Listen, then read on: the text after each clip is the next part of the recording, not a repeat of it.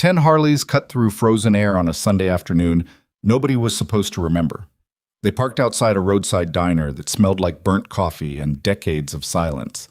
And not one of those riders knew that in less than 3 minutes, a 9-year-old girl was going to walk through that door and destroy every wall they'd spent a lifetime building. She wasn't looking for money. She wasn't looking for sympathy.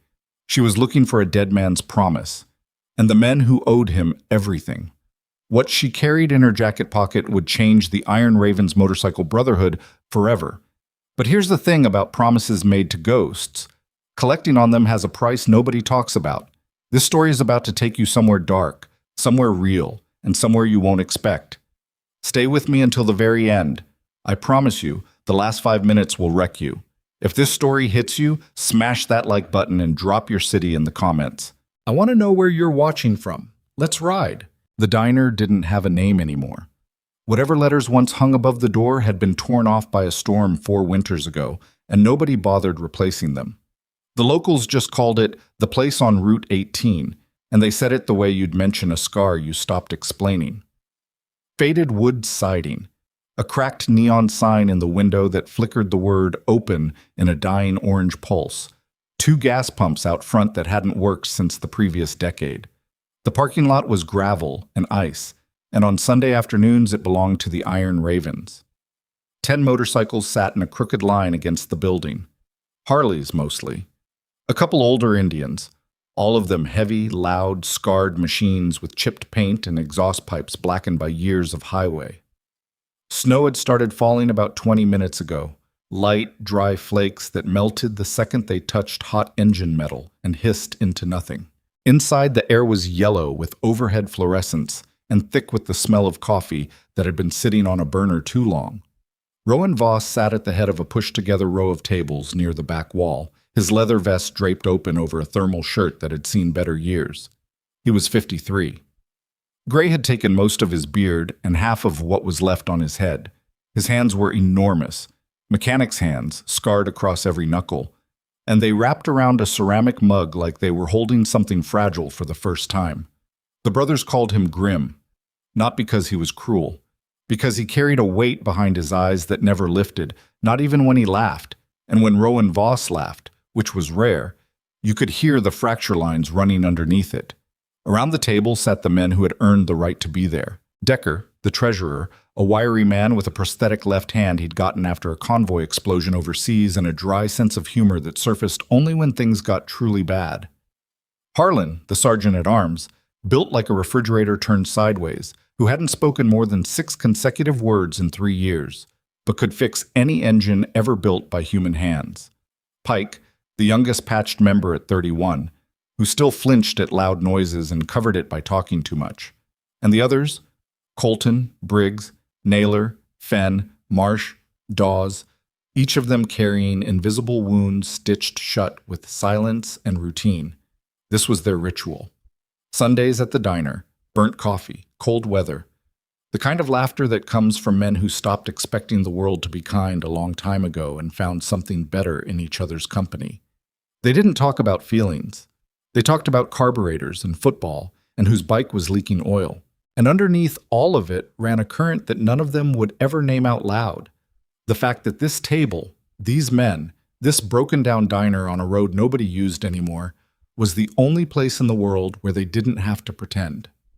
Decker was in the middle of a story about a carburetor he'd rebuilt using parts from a lawnmower when the front door opened. Cold air rushed in. The little bell above the frame rattled. Everyone glanced up the way men like them always glanced up. Fast, peripheral, assessing. A habit none of them had managed to unlearn. A girl stood in the doorway. She was small. 9, maybe 10. Brown hair tangled from wind stuffed under a knitted hat that was too big for her head. A jacket that was clean but thin. Not enough for this weather. Red cheeks, chapped lips, eyes that were too old for her face. She stood very still, scanning the room with the kind of focus that didn't belong to a child, and every man at that table recognized it instantly. That was the look of someone who had learned to evaluate danger before entering a room. That was survival behavior, and it did not belong on a 9-year-old girl. Nobody moved. The waitress behind the counter, Patty, who'd been pouring coffee for the Ravens for 6 years and had stopped being afraid of them after the second week, looked up from wiping the counter. "Honey, you okay? You with somebody?" The girl didn't answer her. She was staring at the back table, at the men in leather, at the patches and the scars and the heavy boots resting on chair rungs. Her eyes moved across them with a precision that was almost clinical, and then they stopped. On Rowan.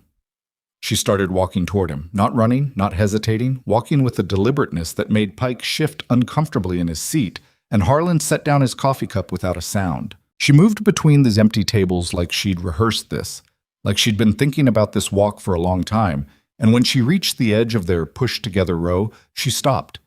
She was looking at his forearm, at the tattoo there, a raven in flight, wings spread wide, inked in faded black and gray. It was old work. Prison-quality lines softened by 20 years of sun and weather. Every patched member had one. "My dad had the same one," she said. Her voice was quiet, steady. The kind of steady that takes effort. Grim looked at her, then at his forearm, then back at her. The table had gone completely silent. Not the comfortable silence of men who knew each other. The other kind. The kind that comes right before something breaks. "What's your name?" Grim said. "Lila. Lila Mercer." The name hit the table like a grenade with the pin already pulled. Decker's prosthetic hand tightened around his mug. Pike stopped fidgeting. Harlan, who hadn't visibly reacted to anything in 3 years, closed his eyes. "Mercer." "Your dad," Grim said slowly. "What was his name?" "Elias. But everyone called him Shade." Grim set his coffee down. He did it carefully, precisely, the way a man handles something when his hands want to shake and he refuses to let them. Shade. Elias Shade Mercer. The name moved through the table like a current through water, invisible, undeniable, touching everything. Pike looked at Decker. Decker looked at Harlan. Harlan kept his eyes closed. Shade had been one of them. Not just a member. The member. The one who rode through a whiteout in February to pull Grim out of a ditch when his bike went down on black ice and his leg was pinned under 400 pounds of metal. The one who sat beside Decker's hospital bed for 11 straight days after the amputation, never once saying it would be okay, just being there, which was better. The one who talked Pike down from a bridge railing at 3 a.m. when Pike was 24 and couldn't find a single reason to see 25. Shade had saved nearly every life at that table at one point or another, and he'd done it quietly, without theater, without asking for anything back. And then he'd disappeared. 7 years ago. No goodbye. No explanation. His bike was gone one morning, and his room at the clubhouse was empty, and the only thing he'd left behind was a note on the workbench that said, "Don't come looking. I'll be back when I can." He never came back. 2 years later, word reached the Brotherhood through a chain of contacts that Shade had died. Cancer. Alone, somewhere in the Midwest. No funeral they were invited to, no final conversation, just absence, permanent and unexplained, like a door that closed and locked from the other side. They'd never understood it. Grim had spent years trying. Shade was the most loyal man he'd ever known, the kind who'd ride through fire for his brothers without thinking about it. And he'd walked away without a word. It was the one wound Grim couldn't stitch shut, because he didn't know where it started or why it bled. And now his daughter was standing in a diner on Route 18, wearing a jacket too thin for winter, looking at Grim with eyes that were exactly like her father's. "He's gone," Lila said, as though confirming something Grim's face had already told her. "He died when I was 5. Cancer." "I know," Grim said. His voice had dropped to something barely above a whisper. "We heard. Did you know about me?" The question landed like a blade. Grim looked at Decker. Decker shook his head slowly. They hadn't known. Shade had never mentioned a daughter, never mentioned a wife or a girlfriend or anyone waiting for him somewhere. He'd kept that entire life sealed behind a wall none of them had known existed. "No," Grim said. "He never told us." Lila absorbed that without flinching. Whatever she felt about it, she'd made her peace with it before walking through that door.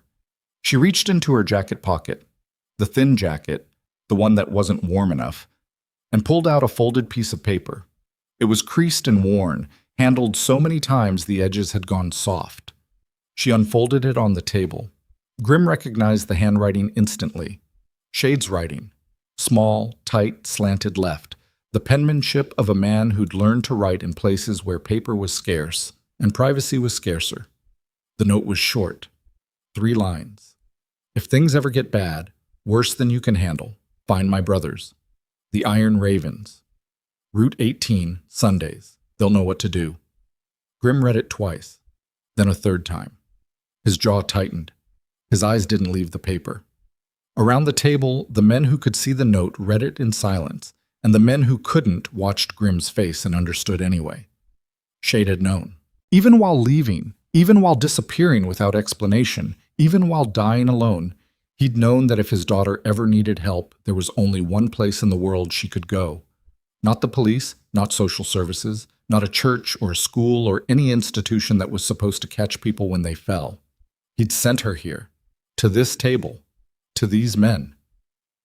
Things are bad, Lila said. She said it flatly, without performance, without tears. The way someone states a fact they've been living with so long, it stopped feeling like a crisis and started feeling like geography. My mom is sick, really sick, and we don't have anything. Grimm folded the note carefully and slid it back across the table to her. Tell me everything. She did. Claire Mercer was 36. She'd been diagnosed with severe progressive lung disease 14 months ago, and the medical bills had eaten through everything: savings, credit, the small life insurance policy Shade had somehow managed to leave behind. Claire worked 2 jobs until she couldn't work at all, and now she spent most of her time connected to a portable oxygen tank in a 1-bedroom apartment on the east side of Millhaven, a town 30 miles south that was mostly shuttered factories and dollar stores. The landlord, a man named Victor Teague, had been threatening eviction for 3 months. Not because he needed the money. Teague owned half the rental properties in Millhaven and was doing fine, but because a sick tenant was an inconvenient tenant, and Teague was the kind of man who treated inconvenience the way some men treat a personal insult. Lila described all of this without crying. She described the empty refrigerator and the heating bill they couldn't pay, and the way her mother coughed at night, a sound like something tearing inside her chest, and the way Teague had shown up at their door last Tuesday with 2 men she didn't recognize and told Claire she had until the end of the month. She described walking to school in shoes with holes in the soles, and the guidance counselor who'd called social services, and the social worker who'd visited once, looked around, written something on a clipboard, and never come back. She described all of it like she was reading a grocery list, because that was what survival looked like when you were 9. You stopped feeling things in real time. You stored them somewhere deep and dealt with them later, or never. When she finished, the diner was so quiet you could hear the fluorescent light buzzing above the counter. Grimm looked around the table. He didn't say anything. He didn't need to. Every man at that table had heard the same story, and every man at that table was already standing before Grimm pushed back his chair. Decker pulled a roll of bills from his vest pocket and dropped it on the table for Patty. Harlan was already heading for the door. Pike zipped his jacket with hands that were shaking. Not from fear, but from something else. Something that looked a lot like recognition. He'd been Lila once. Different details, same architecture. A kid standing in front of strangers because every system designed to help had either failed or turned away. You ride with me, Grimm said to Lila. It wasn't a question. Outside, the snow was falling harder. The gravel parking lot had gone white. 10 engines fired in sequence. A rolling thunder that shook the windows of the diner and sent a flock of actual birds scattering from the telephone wires across the road. Lila climbed onto the back of Grimm's bike, a battered Road King with scratched chrome and a seat worn smooth by 200,000 miles. He handed her his spare helmet. It was too big. She held on anyway. They rode south toward Millhaven in a formation that looked from a distance like something between a funeral procession and a military convoy. No one spoke. The only sound was engines and wind and the hiss of tires on frozen asphalt. The apartment was on the 2nd floor of a building that should have been condemned. The stairwell smelled like mildew and old carpet. Half the lights in the hallway were burned out. Lila led them to a door at the end, apartment 2F, and knocked twice, then once, then twice again. A pattern. A code between mother and daughter that told Claire it was safe to open the door. The lock clicked. The door opened 3 inches, stopped by a chain. One eye appeared in the gap, red-rimmed, exhausted, frightened. Then the eye moved to the men standing behind her daughter, and the fear doubled. "It's okay, Mom," Lila said. "These are Dad's brothers." Claire Mercer stared through that 3-inch gap for a long time. She was thin in a way that had nothing to do with diet. Her skin had the gray undertone of someone whose blood wasn't carrying enough oxygen. A clear plastic tube ran from her nose to a portable tank on a wheeled cart behind her. Her hair was pulled back in a knot that might have been neat that morning but had come loose. She was wearing a sweater with a hole in the elbow and sweatpants and socks with no shoes, and she was holding the door chain like it was the last barrier between her and the rest of the world. Grimm stepped forward. He didn't crowd the door. He stood where she could see him clearly, and he waited. "Shade was my brother," he said. "My name's Rowan. Whatever's happening here, you don't have to handle it alone anymore." Claire's chin trembled, just barely, a fracture in the mask she'd been wearing for months. She looked down at Lila, and something passed between them. The silent negotiation of a mother and daughter who had become each other's entire world and were now being asked to let someone else in. The chain slid free. The door opened. The apartment was worse than Grimm had imagined, and he'd imagined bad. One bedroom, a living area barely big enough for a couch, and a small table. The kitchen was a strip of counter with a hot plate and a microwave. The refrigerator, when Decker opened it without asking, held a half-empty bottle of ketchup, 3 eggs, and a container of yogurt 2 days past its date. The heating was set so low you could see your breath if you stood near the window. Medical bills were stacked on the table in a pile 8 inches high, held together with a rubber band. Beside them, a smaller stack of envelopes marked final notice in red. On the wall above the couch, in a cheap frame, was a photograph. Shade, younger, smiling, sitting on a motorcycle with a baby in his arms. The baby was Lila. You could tell by the eyes. Grimm stared at that photograph for a long time. Nobody interrupted him. Harlan moved through the apartment quietly, checking the windows, the locks, the smoke detectors. 2 of the 3 were missing batteries. The window in the bedroom didn't lock at all. The latch was broken, stuffed with a folded piece of cardboard to keep the draft out. He fixed it in 4 minutes with a multi-tool from his vest pocket, not saying a word. Pike sat down on the floor next to Lila. He didn't try to talk to her. He just sat there, close enough that she could talk to him if she wanted, far enough that she didn't have to. After a minute, she sat down next to him. After another minute, she leaned against his arm. Pike didn't move. He barely breathed. He just let her lean. Claire sat on the couch with the oxygen tank beside her, watching these men move through her home with a kind of stunned disbelief.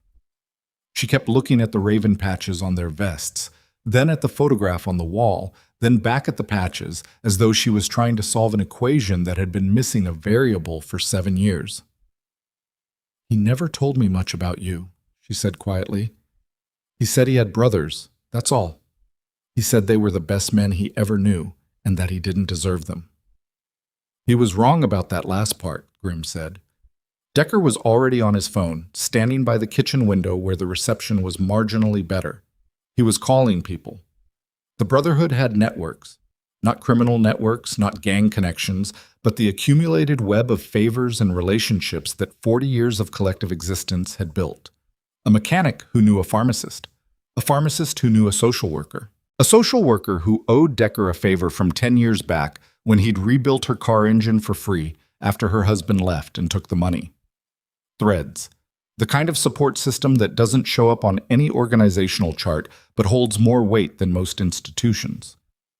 Grimm sat on the edge of the couch, a careful distance from Claire. He didn't touch her. He didn't try to comfort her. He just sat there and he said, "We're going to figure this out. Tonight you and Lila are coming with us. The clubhouse has room. Heat works. Kitchen's stocked. Nobody's going to knock on your door at midnight." Claire shook her head, not refusing, processing. "You don't know what you're walking into. The medical bills alone, the surgery I need. It's not just money. The doctors say my lungs are failing. The only option is a procedure that costs more than I'll make in 10 lifetimes. And even then, the success rate is—" "We're not talking about success rates tonight," Grimm said. Tonight, we're talking about getting you and your daughter somewhere warm with food in the refrigerator. Tomorrow, we start on the rest. Claire looked at him with eyes that wanted desperately to believe and had been punished for believing too many times before. Why? She asked. You didn't know about us. You don't owe us anything. Grim reached into his vest and pulled out a worn leather wallet. From inside it, he removed a small, creased photograph. Shade, 20 years younger, standing next to Grim outside the diner on Route 18. Both of them were laughing. Shade's arm was around Grim's shoulder. The photograph had been in that wallet for so long the edges had rounded and the color had shifted toward yellow. This man pulled me out of a ditch in a blizzard when my leg was trapped and I couldn't feel my hands, Grim said. He sat next to Decker for 11 days straight after the amputation. He talked Pike off a bridge at 3 a.m. He saved every man at this table at least once, and he never asked for a single thing back. He put the photograph away. We owe him everything, and the only thing he ever asked us to do is written on that note in your daughter's pocket. Claire's hand went to her mouth. She pressed hard, holding something in, a sound, a breath, a collapse she couldn't afford. Lila watched from the floor, still leaning against Pike's arm, and her face held an expression no child should ever have to wear, hope fighting against the understanding that hope had hurt her before. They packed what mattered in 20 minutes. 2 garbage bags of clothes, a box of Lila's school books, Claire's medications, the oxygen tank, the photograph from the wall. Grim carried the photograph himself. They loaded everything into the van that Colton had called from a buddy who ran a moving service and owed the Ravens a favor. Claire rode in the van with Lila. The bikes rode escort, 5 ahead, 5 behind, through the frozen streets of Millhaven, past the shuttered factories and the dollar stores and the empty lots where buildings used to stand, and nobody who saw them pass could have explained what they were looking at. It didn't look like a rescue. It didn't look like charity. It looked like something older than both. It looked like a debt being paid. The Iron Ravens clubhouse sat on 12 acres of wooded land 15 miles northwest of Millhaven, down a gravel road that didn't appear on most maps. It was a converted farmhouse, large, rough-built, added onto over the years with a practicality that valued function over appearance. A main hall with a stone fireplace, a kitchen that could feed 20, bedrooms along a second-floor hallway, a garage out back with 6 bays, and enough tools to rebuild anything with an engine. The heat worked. The roof didn't leak. The fridge was full. They gave Claire and Lila the room at the end of the hall, the quietest one, farthest from the common areas. Harlan had already been up there, putting fresh sheets on the bed, plugging in a space heater, checking the window seals. He'd left a glass of water on the nightstand and a blanket folded at the foot of the bed that was newer and softer than anything else in the building. Nobody asked him to do any of this. Nobody mentioned it after. Lila stood in the doorway of the room, holding her bag of school books against her chest, and looked around. Clean walls, warm air, a bed with actual blankets, a window that closed all the way. She turned to Pike, who was standing in the hallway, and said, "Is this real?" Pike knelt down so he was at her eye level. His throat worked. He took a second. "Yeah, kid, it's real." That night, after Claire was settled and connected to her oxygen and Lila had fallen asleep on top of the covers still wearing her shoes, the brothers gathered in the main hall downstairs. The fire was going, coffee was poured. Grim stood by the mantel with his back to the flames, and the shadows his body threw across the room were long and unsteady. "Shade's daughter," Decker said quietly. "I can't believe he never told us." "He had his reasons," Grim said. "What reasons could—" "I don't know." Grim cut him off. Not angry, tired. The kind of tired that goes deeper than sleep. "I've been asking myself that question for 7 years and I'm not any closer to an answer. But it doesn't matter, not right now. What matters is that woman upstairs is dying and that girl has nobody else." "The medical bills," Decker said. He'd already gone through the stack on the kitchen table. "It's bad, Grim. We're talking 6 figures. And the surgery she mentioned, if it's the procedure I think it is, we're talking about a specialist. Maybe 2. The kind of money we don't have. Then we find it. How? I don't know how. I know it has to happen." Silence. The fire popped, wind pressed against the windows. Somewhere upstairs through the old bones of the farmhouse, they could hear Claire coughing. That sound, wet, deep, tearing, carried through the floorboards and landed in the room like a fist on the table. Harlan spoke. 2 words, the most he'd said in a single sitting in months. Shade's kid. That was it. That was the entire argument. Shade's kid. The daughter of the man who'd saved every life in this room, the child he'd hidden from them for reasons they might never understand, but who he'd ultimately trusted them with. Trusted them enough to write those 3 lines on a piece of paper and put them in her hands like a key to the only door that mattered. There was nothing left to debate. Grim drained his coffee, set the mug on the mantel, looked at each man in the room, one at a time, the way he always did before asking them to ride into something uncertain. First thing tomorrow, he said. Decker, start making calls. I want to know every surgeon within 300 miles who can do this procedure and what it's going to take to get her on a table. Harlan, I need the van winterized and a second run to that apartment. Anything we left behind, anything Teague might try to hold hostage. Pike, you're on Lila. School, meals, whatever she needs.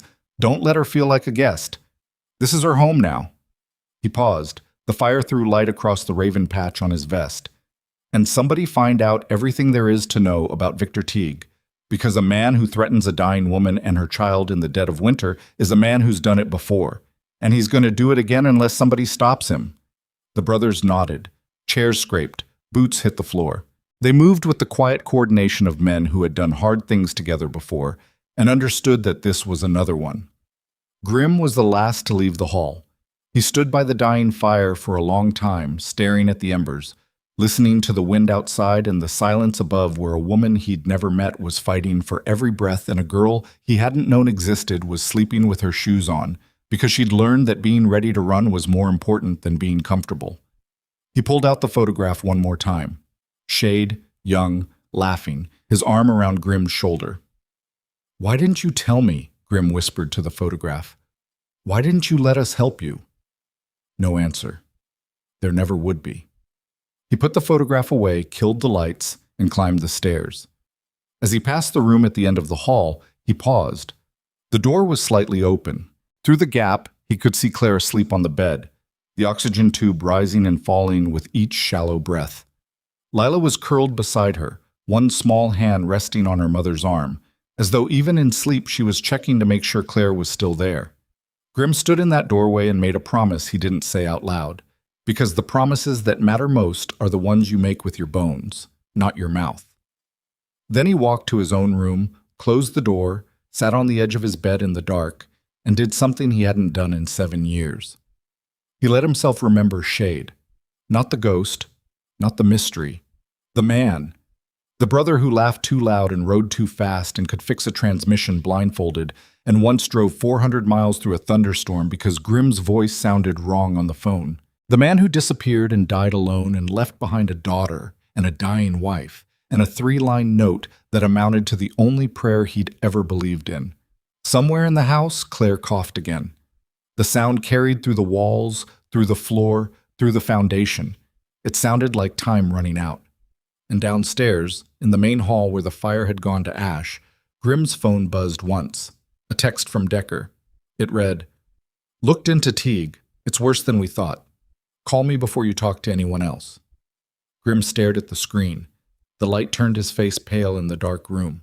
Outside, the wind picked up and the old farmhouse groaned under the weight of winter and secrets and a dead man's final wish. He didn't sleep that night. None of them did. Decker's call came at 4 in the morning. Grim was already awake, sitting in the kitchen with a mug of coffee he hadn't touched, watching the snow fall through the window above the sink. The house was quiet except for the furnace cycling and the faint, rhythmic coughing from the room at the end of the hall upstairs. He answered on the first ring. "Talk," Grim said. "Not on the phone. Garage. 15 minutes." Decker hung up. Grim stared at the dead screen for a moment, then set the phone face down on the counter. In 23 years of writing together, Decker had never once said not on the phone. Decker was the man who discussed everything openly. Club finances over diner coffee, legal problems in the middle of grocery store parking lots, personal disasters at full volume while leaning against gas pumps. If Decker wanted to talk in person, in private, at 4 in the morning, whatever he'd found on Victor Teague had a shape to it that was worse than bad. It was complicated. The garage was freezing. 6 bays, concrete floor, the smell of motor oil and old metal so deep in the walls it had become the building's permanent atmosphere. A single fluorescent tube buzzed overhead, throwing pale blue light across workbenches cluttered with tools and engine parts. Decker was already there, sitting on an overturned milk crate next to the lift, his prosthetic hand resting on his knee, a cigarette burning between the fingers of his real one. He looked like he hadn't slept either.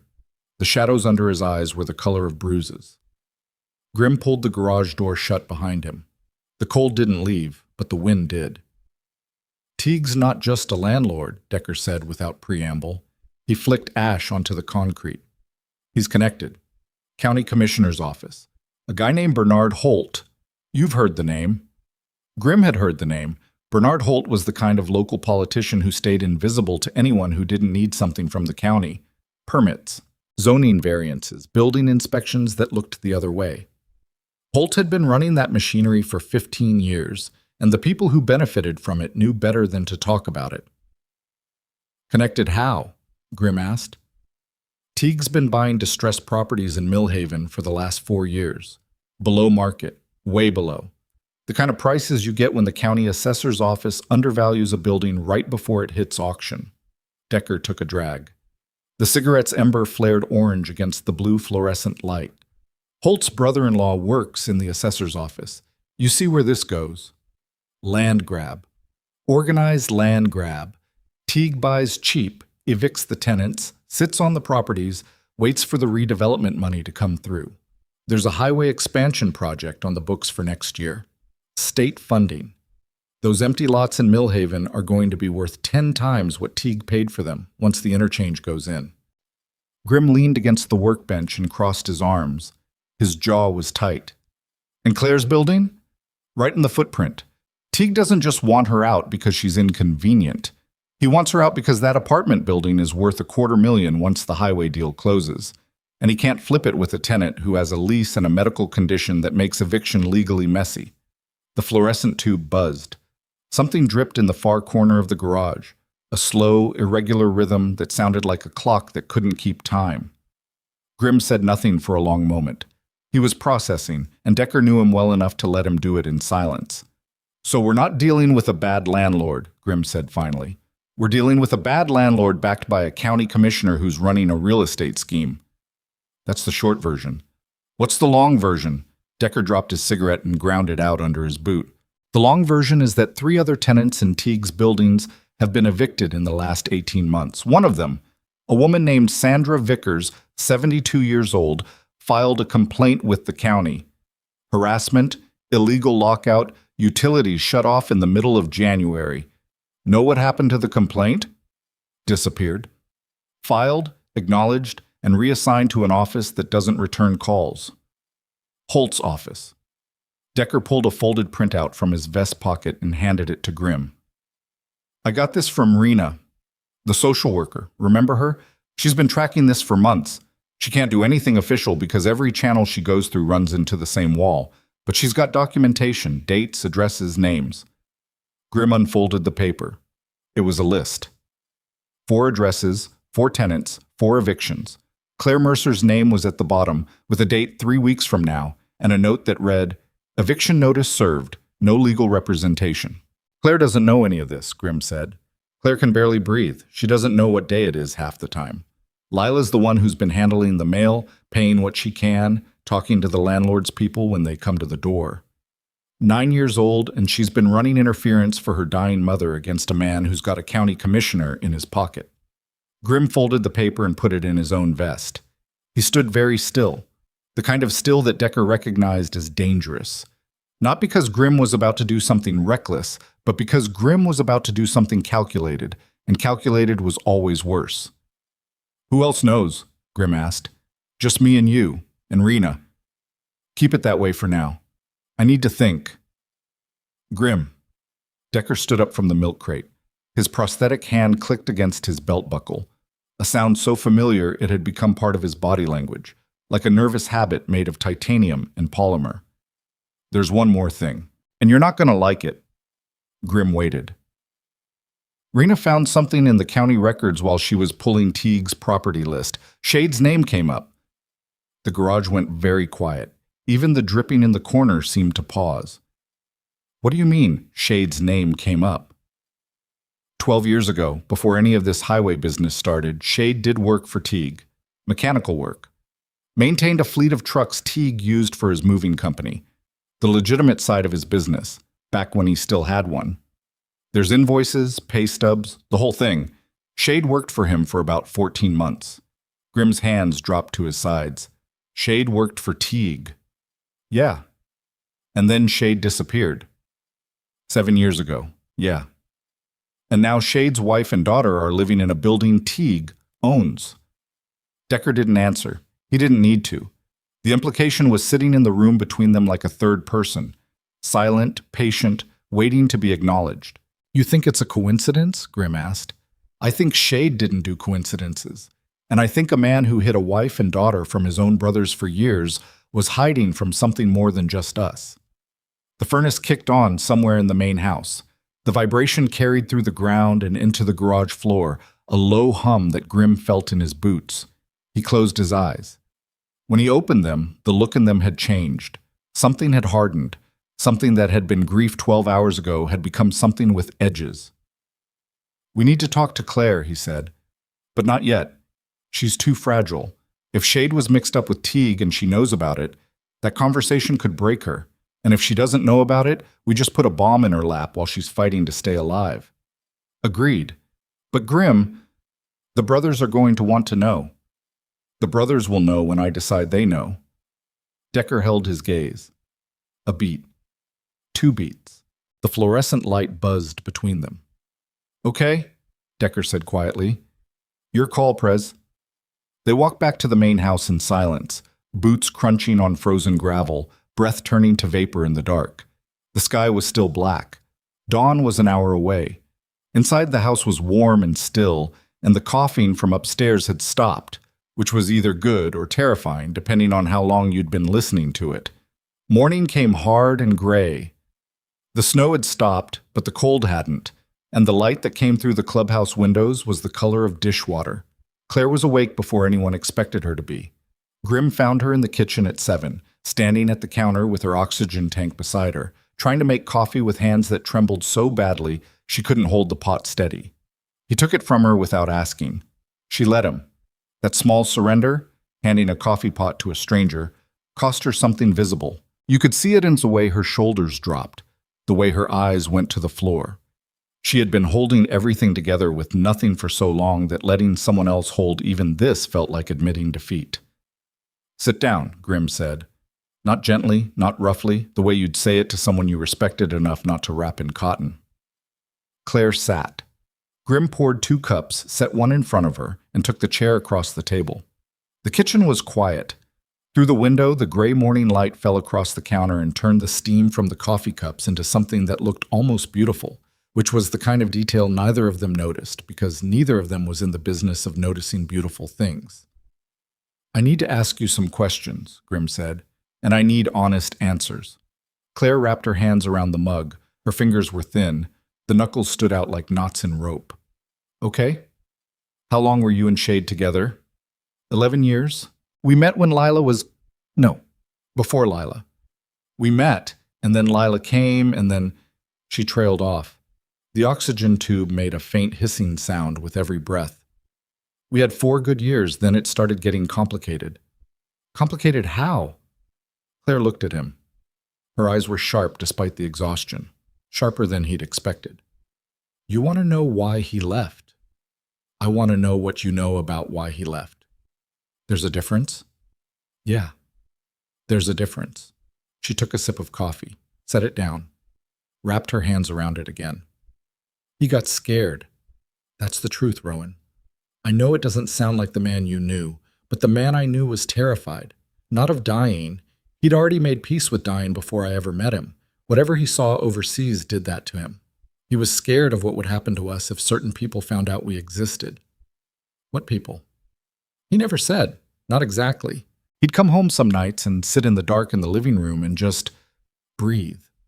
Not sleeping, not drinking, just sitting there breathing, like he was trying to convince himself the air was still safe. And then one morning, he was gone. Her voice didn't break. It flattened, the way a road flattens when it runs out of hills. He left the note for Lila. He left me a letter, 3 pages. Most of it was about how much he loved us and how sorry he was. But there was one line I never understood. He wrote, "I made a deal I can't undo, and if I stay, it follows me to your door." Grimm's coffee sat untouched. His hands were flat on the table, fingers spread, pressing down like he was trying to hold the table to the floor. Did he mention a name? Teague? Holt? Anything? Claire's eyes changed. The sharpness focused into something narrow and searching. Why are you asking about Teague? Answer the question. He mentioned Teague. Once, maybe twice. He said Teague was the kind of man who collected debts that didn't exist and called them favors. I didn't know what that meant. I still don't. She paused. Why do you know that name? Grimm looked at her for a long time. The furnace cycled, the coffee cooled. Outside, someone started a motorcycle. The deep, uneven rumble of a cold engine turning over, and the sound rolled through the kitchen like distant weather. Because Victor Teague is the man who owns your apartment building, Grimm said. And I don't think that's an accident. The color drained from Claire's face so slowly it was like watching a photograph develop in reverse. She stared at him. Her mouth opened, closed, opened again. The oxygen tube hissed. What are you saying? I'm saying your husband worked for Teague 12 years ago. I'm saying Teague is connected to people in county government. I'm saying he's been buying up properties in Millhaven as part of a scheme that goes way beyond being a bad landlord. And I'm saying that you and Lila ending up in one of his buildings while he's trying to clear tenants for a land deal is either the worst luck in the world or something else. Something else, Claire repeated. The words came out like stones dropped into water. I don't know yet. That's why I'm asking. Claire's hands left the coffee cup. She pressed them flat on the table, mirroring Grimm's posture without realizing it. Shade set up the apartment before he left. He said it was safe, it was cheap, it was off the radar. He said nobody would bother us there. Her voice was rising now. Not in volume, but in pitch. The frequency of a wire being pulled taut. He put us in that building. He chose it. And you're telling me the building belongs to the man he was afraid of? I'm telling you what I found. I'm not telling you what it means, not yet. Because you don't know what it means. Because I don't want to guess wrong and scare you with something that might not be true. I'm already scared, Rowan. Her voice cracked. The first real crack since she'd opened the door the night before. I've been scared for 7 years. I've been scared and sick and broke and alone, and my daughter walks to school in shoes with holes in them, and I can't even make coffee without my hands shaking. So don't protect me from being scared. I passed that exit a long time ago. The kitchen went quiet. The motorcycle outside had warmed up and was idling now, a steady, low throb that vibrated through the floorboards. Grimm looked at Claire and saw something he recognized. Not weakness, not fragility. Endurance. The kind that doesn't look brave because it's too tired for bravery. The kind that just keeps going because stopping isn't an option and nobody's offering an alternative. When you're stronger, he said, we're going to sit down and go through everything. Every detail you remember about what Shade told you, what he didn't tell you, and everything in between.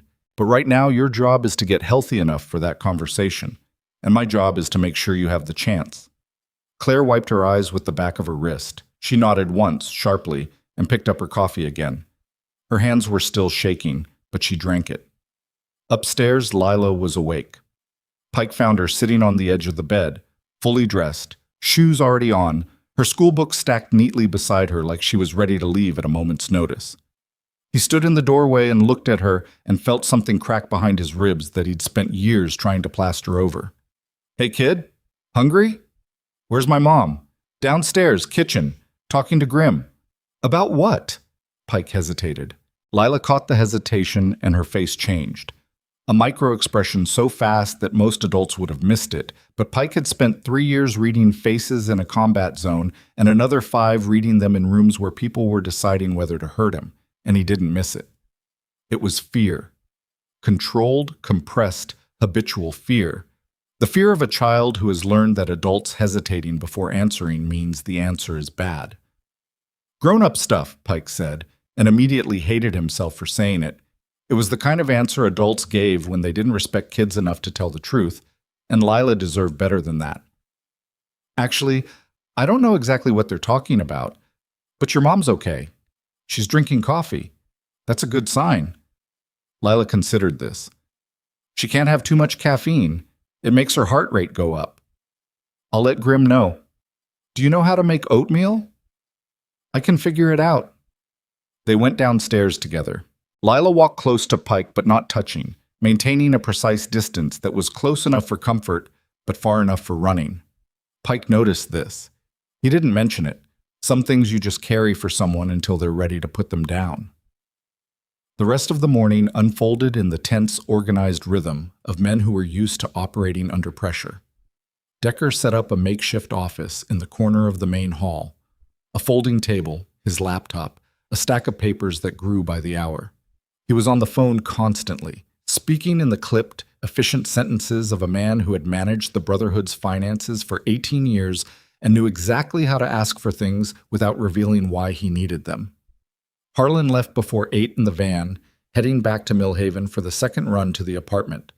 Colton and Briggs rode out to pull a shift at the shop. The Iron Ravens ran a legitimate motorcycle repair business that paid the bills and kept the IRS uninterested. The others rotated through the clubhouse in shifts, each one finding a way to be useful without being intrusive. By noon, Decker had a name. Dr. Miriam Calder, a pulmonary surgeon at a medical center 200 miles north, one of a handful of specialists in the region capable of performing the procedure Claire needed. Decker had gotten her number through the pharmacist, who knew a respiratory therapist, who had trained under Calder's surgical partner 8 years ago. The chain of human connection that the Brotherhood relied on was made of exactly these kinds of links. Fragile individually, strong collectively, invisible to anyone who didn't know where to pull. Grim called the number at 12:15. He stood in the garage alone, pacing between the workbenches, because this was the call that would determine whether the next chapter of this story was about healing or about grief, and he wanted to be standing when he heard the answer. Doctor. Calder's office put him on hold for 11 minutes. He counted every one. When she finally picked up, her voice was direct, clinical, and not unkind. She listened while Grim described Claire's condition, what he knew of it, which wasn't enough, which was part of the problem. She asked questions he couldn't answer. She asked for medical records he didn't have. She said the procedure was high risk under ideal circumstances and potentially fatal if the patient's condition had deteriorated past a certain threshold. I'd need to see her, Calder said. Full workup. Imaging, blood panels, pulmonary function test. That alone takes a week minimum. How much? The consultation and diagnostics. Call it 8 to 10,000. The surgery itself, if she's a candidate, is in the range of 150 to 200,000. That includes post-op care, which for this kind of case is extensive. We're talking months of recovery. Grim leaned his forehead against the cold metal of the garage door. He closed his eyes. $200,000. He had maybe $11,000 in the club's operating fund, another $6,000 in his personal account, and a building that was worth something on paper but couldn't be sold fast enough to matter. What if I get you the records, he said. Everything, her full medical history, current imaging, all of it. Can you review it and tell me whether she's even a candidate before we make the trip? I can review records remotely, yes. But I'm going to be honest with you, Mr. Voss. The kind of case you're describing, advanced disease, delayed treatment, no existing relationship with a specialist. The window for intervention isn't measured in months, it's measured in weeks. If her lungs are as compromised as you're suggesting, every day we wait is a day the surgery becomes less likely to succeed. Then we're not waiting. He hung up. He stood in the garage for a full minute, breathing the cold air, smelling the motor oil and the metal and the ghost of Decker's cigarette from 4 in the morning. Then he went inside and found Decker. I need Claire's medical records, all of them, today. The hospital in Millhaven is going to want authorization from Claire, HIPAA. They won't release to us. Then Claire authorizes it. Grim, she's exhausted. She's dying, Deck. The surgeon said weeks, not months. Weeks. Decker went quiet. His prosthetic hand opened and closed, the mechanical fingers flexing in a pattern that wasn't conscious, a reflex from a hand that no longer existed, mirrored by one that was built from carbon fiber and springs. He nodded once. "I'll talk to her." Gently. "I know how to talk to people, Grim. You know how to talk to mechanics and bookies and bail bondsmen. This is a woman who's running on nothing and just found out her dead husband might have put her in the crosshairs of a man she didn't know was dangerous. So yeah, gently." Decker looked at him for a beat. Something moved behind his eyes that Grim couldn't read. Then he turned and walked toward the stairs without another word. It was late afternoon when the real fracture started. Harlan returned from Millhaven at 4. He came in through the back door, snow on his shoulders, his face carrying an expression that the brothers had only seen a handful of times in the years they'd known him. It was the face Harlan wore when something had gone wrong in a way that required more words than he was comfortable using. He found Grim in the main hall. Pike was there too, sitting on the couch with Lila, who was doing homework while Pike pretended to read a magazine he'd been holding upside down for 20 minutes. Harlan stood in the doorway and said 3 words. Teague was there. Grim stood up. "At the apartment?" Harlan nodded. "Him and 2 guys changing the locks." "You talked to him?" "Didn't need to. He talked to me." Harlan reached into his vest and pulled out a folded document. He handed it to Grim. "Eviction notice. Filed yesterday. Effective immediately. Says Claire abandoned the property." "She didn't abandon anything. We moved her out for her safety." "Paper says different. Paper says she vacated voluntarily and forfeited her security deposit and her right to the lease." Grim unfolded the document. He read it twice. His jaw muscles worked like cables under the skin. "This is backdated. Look at the filing stamp. It says last Thursday. We didn't move her out until Sunday night. Somebody at the county office stamped it early." "Holt." Harlan didn't confirm or deny. He just stood there, waiting, the way a loaded weapon waits. Pike was on his feet now. He'd set the magazine down and his hands were at his sides. And there was something in his posture that was coiled tight, the stance of a man whose body remembered combat even when his mind was trying to forget it. "We go back," he said. "Tonight. We go back and we make it clear." "No." Grim's voice was flat and hard. "Nobody goes back tonight. Nobody goes near Teague or his buildings or his people until I say so." "Grim, he's stealing her home. I know what he's doing, and I know what happens if we show up at his door with patches and attitudes and nothing else. He calls his people at the county. County calls the sheriff. Sheriff shows up here with a warrant, and suddenly we're the problem, not Teague. Is that what you want?" Pike's jaw clenched. His fists opened and closed. He looked at Lila, who had stopped writing in her notebook and was watching them with those 2 old eyes. "No," Pike said, quieter. "That's not what I want." "Then sit down and let me handle this." Pike sat. But the energy in the room had shifted. Something that had been unified 12 hours ago, a brotherhood moving together toward a single purpose, had developed a crack. It wasn't visible yet, but Grim could feel it the way you feel a change in barometric pressure before a storm. The brothers were angry, and angry men make mistakes, and mistakes in situations like this didn't just hurt the men who made them. They hurt the people the men were trying to protect. Grim looked at the eviction notice one more time. Then he looked at Harlan. "What about her things? The stuff we left behind?" Harlan shook his head. "Locks were already changed. Her stuff is inside. His guys wouldn't let me near the door." "Her medications?" "Inside." "All of them?" "Everything she didn't bring Sunday night." Grim folded the eviction notice and put it in his vest pocket, next to the printout Decker had given him that morning. The pockets were getting full. The weight was getting heavier. And somewhere upstairs, a woman who didn't know about any of this was lying in a bed that wasn't hers, breathing through a tube, wondering whether the strangers who'd brought her here were going to save her life or complicate what was left of it. He walked to the kitchen. He poured a glass of water. He drank it standing at the sink, looking out the window at the snow-covered yard and the tree line beyond, and the darkening sky that was the color of iron. His phone buzzed. He looked at it. A text from a number he didn't recognize. It read, "Mr. Voss. My name is Victor Teague. I understand you've taken an interest in my tenant. I think it would be wise for us to have a conversation before this situation becomes something neither of us can walk away from. I'll be at the Red Line Bar on Mason Street tomorrow evening at 8. Come alone." Grimm read the message 3 times. Then he set the phone face down on the counter and gripped the edge of the sink with both hands. His knuckles went white. His breathing was slow and controlled, the breathing of a man who had learned a long time ago that the distance between action and disaster was exactly one uncontrolled moment. Victor Teague knew his name. Victor Teague had his number. Victor Teague was inviting him to a meeting at a bar, alone, like a man who was accustomed to setting the terms of every conversation he entered. And the worst part, the part that settled into Grimm's chest like a stone dropped into deep water, was the implication coiled inside that message like a wire inside a wall. Teague wasn't surprised. Teague wasn't reacting. Teague had been waiting for this. As though the moment Lila walked into that diner on Route 18, the moment the Iron Ravens rode to Millhaven and knocked on Claire's door, the moment Grimm decided to stand between a dying woman and the man who wanted her gone.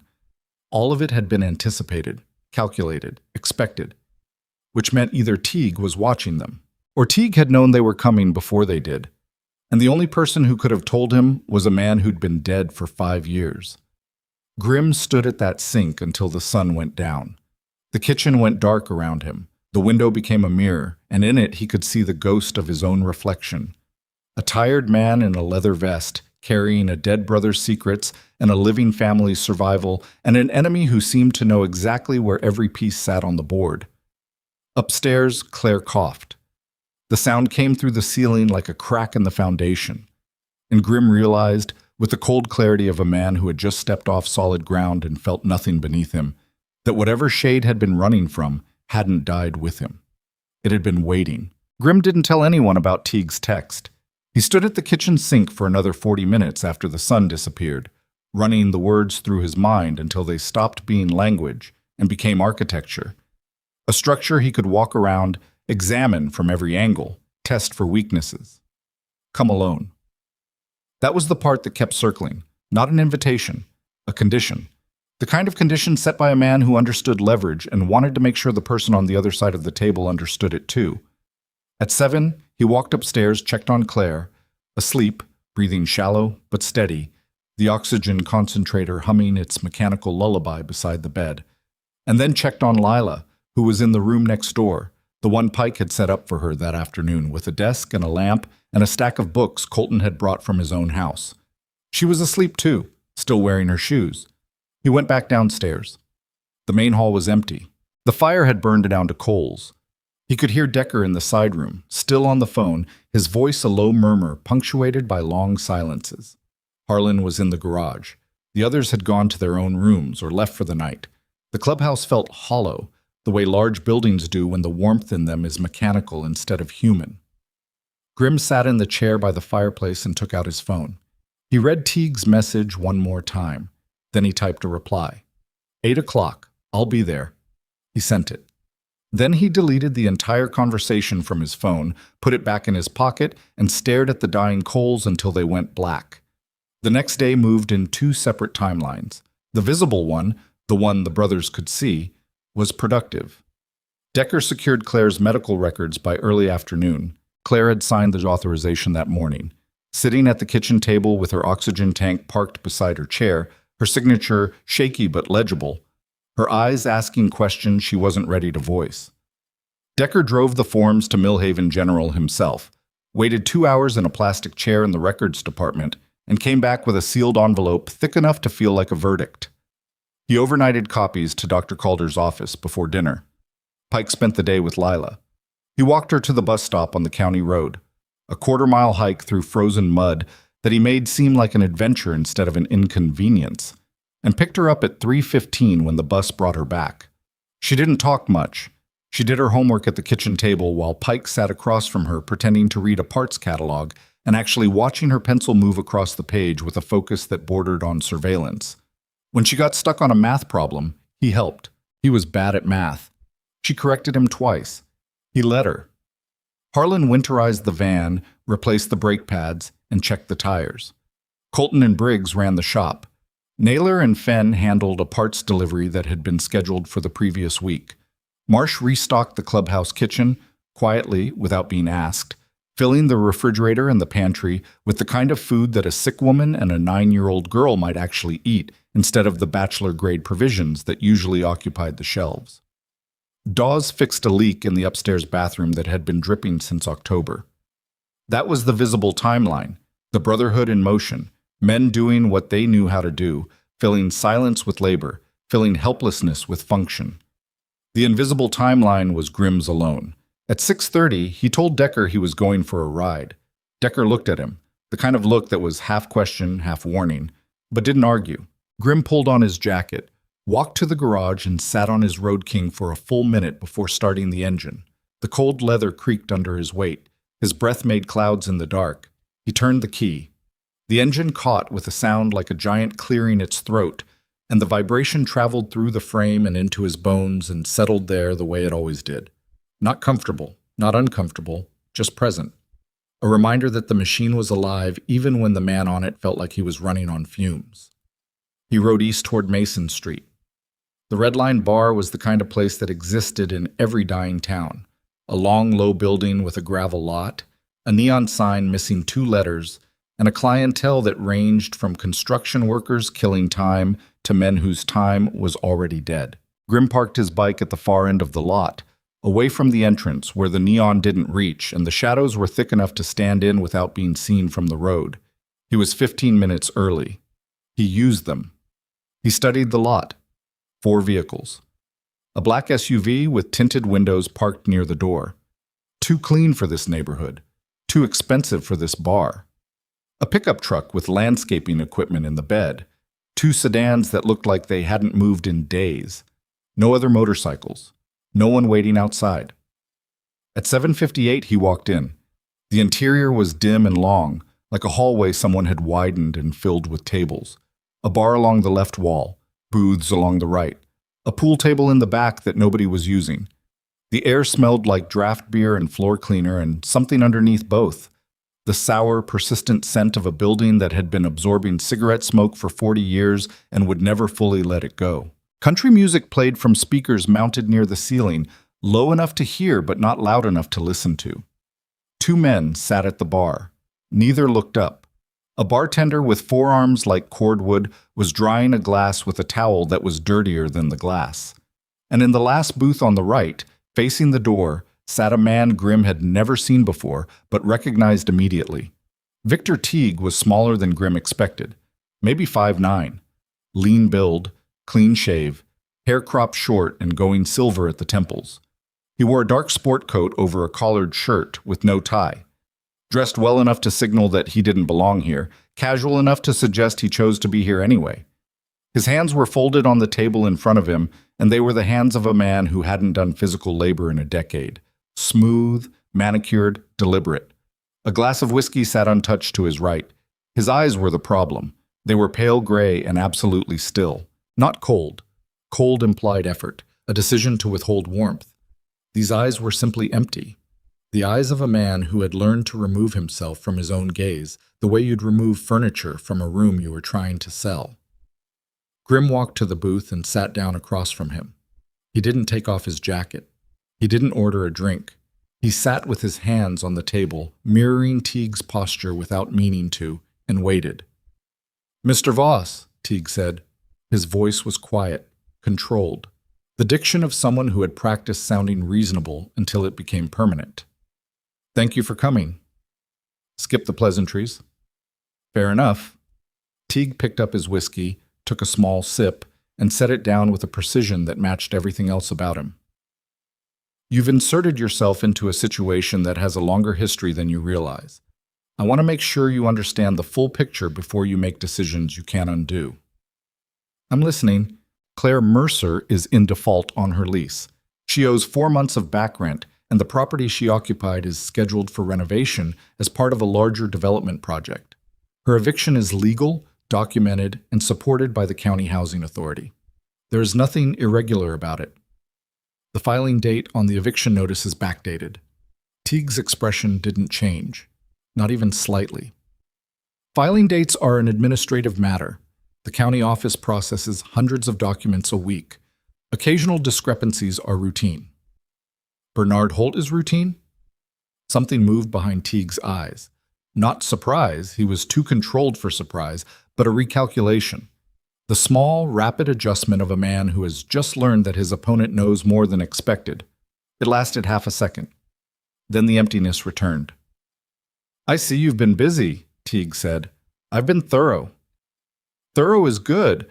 Thorough means you'll appreciate what I'm about to tell you." Teague leaned forward, not aggressively. The way a man leans forward when he's about to share something confidential, something he's doing you the courtesy of revealing instead of letting you discover on your own.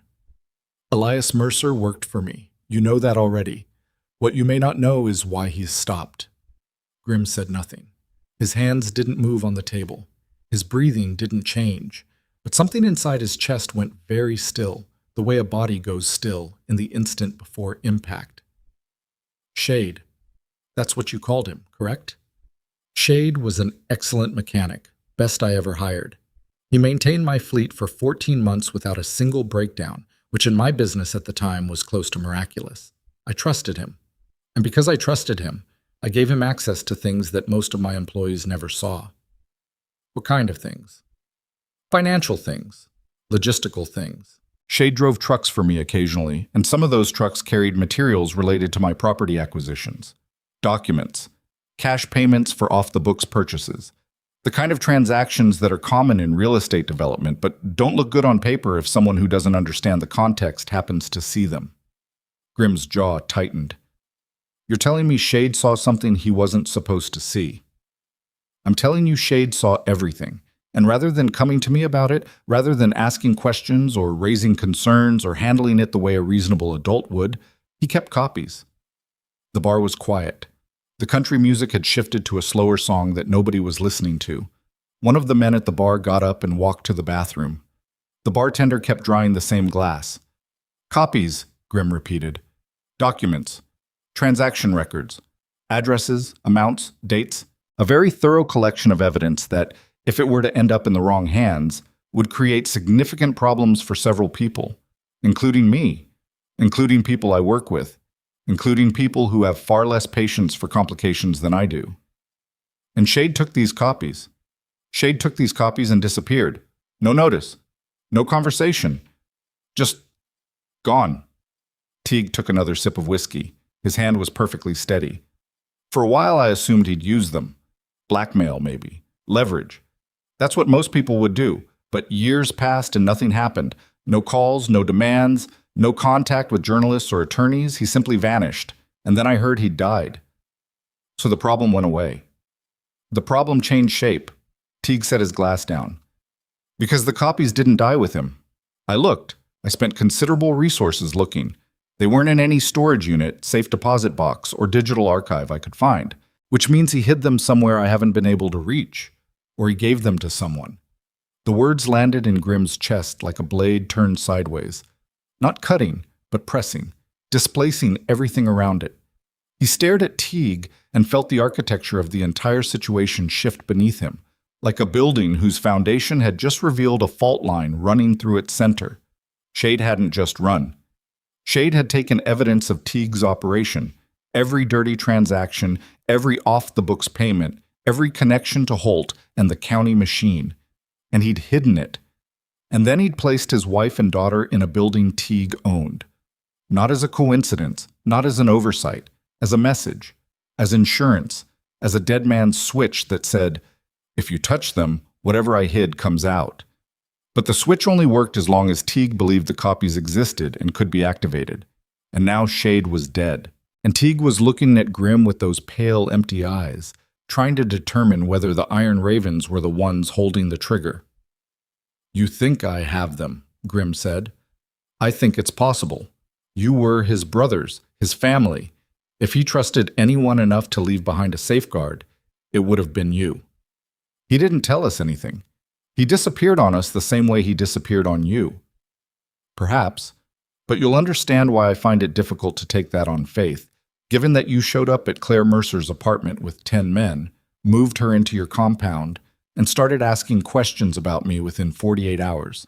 We showed up because his 9-year-old daughter walked into our diner with a note he'd written. That's it. That's the whole story. Teague studied him.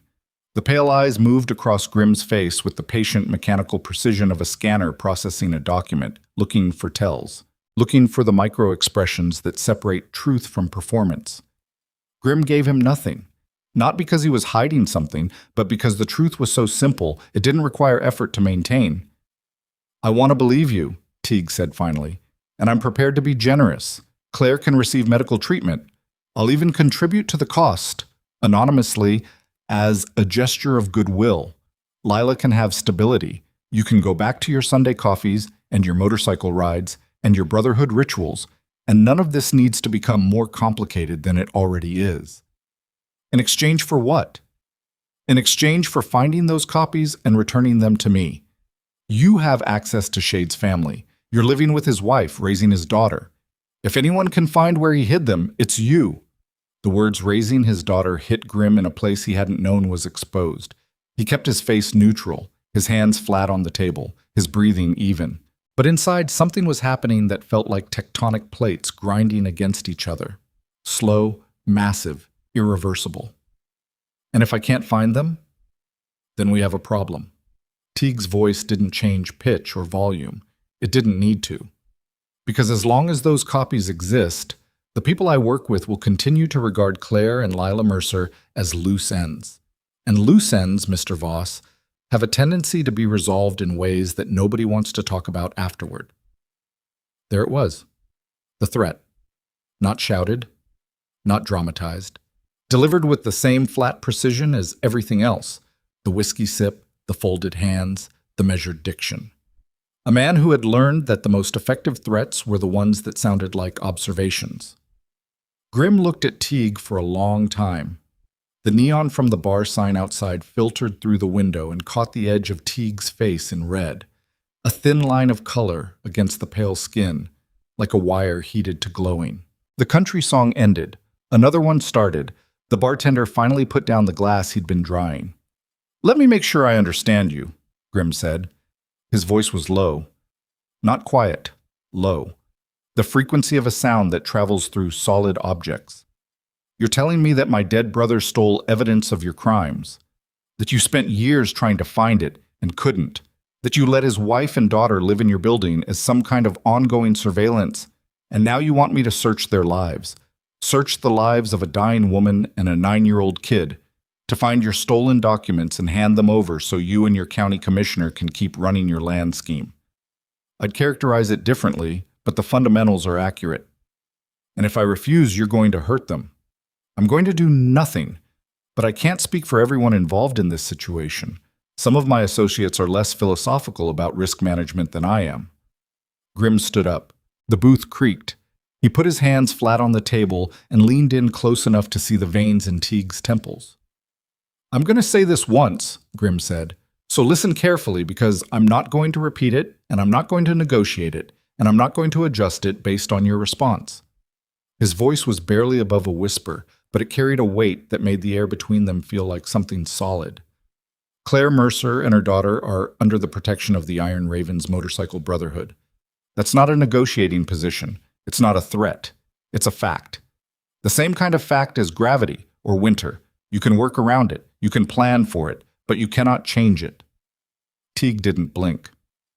That's a noble sentiment, but sentiment doesn't pay for surgery, and it doesn't make evidence disappear. We'll find Shade's copies, not for you, for us. Because whatever he hid, it belongs to his family now, and I'm not going to let it be used against them by anyone, including you. And when you find them? That's a conversation for when I find them. Grimm straightened up. He turned and walked toward the door without looking back. His boots on the wooden floor were the loudest sound in the bar. Each step deliberate, measured, the rhythm of a man who was controlling every muscle in his body, because if he stopped controlling them for 1 second, he'd turn around and put Victor Teague through the wall. He pushed through the door into the cold air. The parking lot was dark. His breath made clouds. The Road King sat at the far end of the lot, chrome dulled by darkness, waiting for him the way it always waited. Patient, heavy, certain. He was 10 steps from the bike when his phone rang. Decker. He answered. Grim? Where are you? On my way back. What's wrong? Lila found something. Decker's voice had a quality to it that Grim had only heard twice in 23 years. The sound of a man who has been handed information that changes the shape of everything. She was going through her school books tonight, that box she brought from the apartment. One of the books has a false cover. She pulled it apart and found... Grim, she found a flash drive, taped inside the binding. Grim's hand tightened on the phone. The cold air burned his lungs. Behind him, the bar door was still closed. Teague was still inside. The black SUV was still parked by the entrance. Don't touch it, Grim said. Already touched it. Already looked. What's on it? Everything. Transaction records, property deeds, payments to Holt's office, names, dates, amounts. There's hundreds of files. And Grim... Decker paused. The silence lasted 3 seconds, and in those 3 seconds, Grim aged a year. There's a video. Shade recorded a video, dated 2 weeks before he disappeared. What does he say? He says he's sorry. He says he didn't have a choice. And he says there's something he never told the Brotherhood about what happened to him overseas, about why he really left. What did he say? I think you need to see it yourself, because what's on this drive, it's not just about Teague. It's about us, about the club. Shade found something when he was working for Teague, and it connects back to something that happened to the Ravens before I patched in, before Pike, before half the guys at this table. Grim stood in the parking lot with his phone pressed to his ear and the cold wrapping around him like a second skin. The neon from the bar sign pulsed red against the gravel. His motorcycle waited.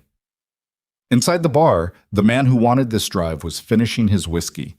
At the clubhouse, the dead brother's secret was sitting on a folding table in the main hall, waiting to detonate. Lock the gates, Grim said. Nobody in, nobody out. And don't let Lila or Claire anywhere near that drive. Grim, what's going on? Where were you tonight? Lock the gates, Deck. He hung up. He stood there for another moment, breathing, feeling the cold in his chest and the weight of everything pressing down on his shoulders like snow accumulating on a roof that wasn't built for winter.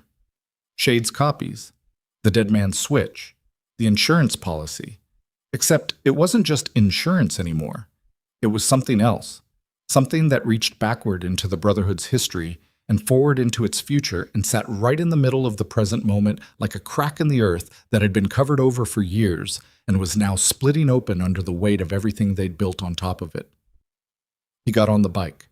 The engine started on the first kick. The sound rolled across the empty lot and echoed off the bar's walls and disappeared into the frozen night. He pulled out of the lot and pointed the Road King west toward the clubhouse, riding fast, leaning into the curves, the cold wind cutting through his jacket and stinging his eyes. Behind him, the Red Line Bar's parking lot emptied. The black SUV pulled out 3 minutes after Grim left, its headlights cutting through the dark, heading in the same direction. Grim didn't check his mirrors. He should have. At the clubhouse, every light was on. The gates were closed. The heavy chain-link gates that hadn't been locked since the last time the Brotherhood had felt genuinely threatened, which was long enough ago that the padlock had rusted and Harlan had to cut it off with bolt cutters and replace it with a new one from the garage. Bikes were parked at angles near the front door, not in the neat line that usually indicated routine. This was the arrangement of men who had arrived in a hurry. Grim pulled through the gates. Harlan closed them behind him and reset the chain. The sound of the padlock clicking shut was small and definitive, the kind of sound that marks a boundary between before and after. Inside, the main hall was full. Every brother was there.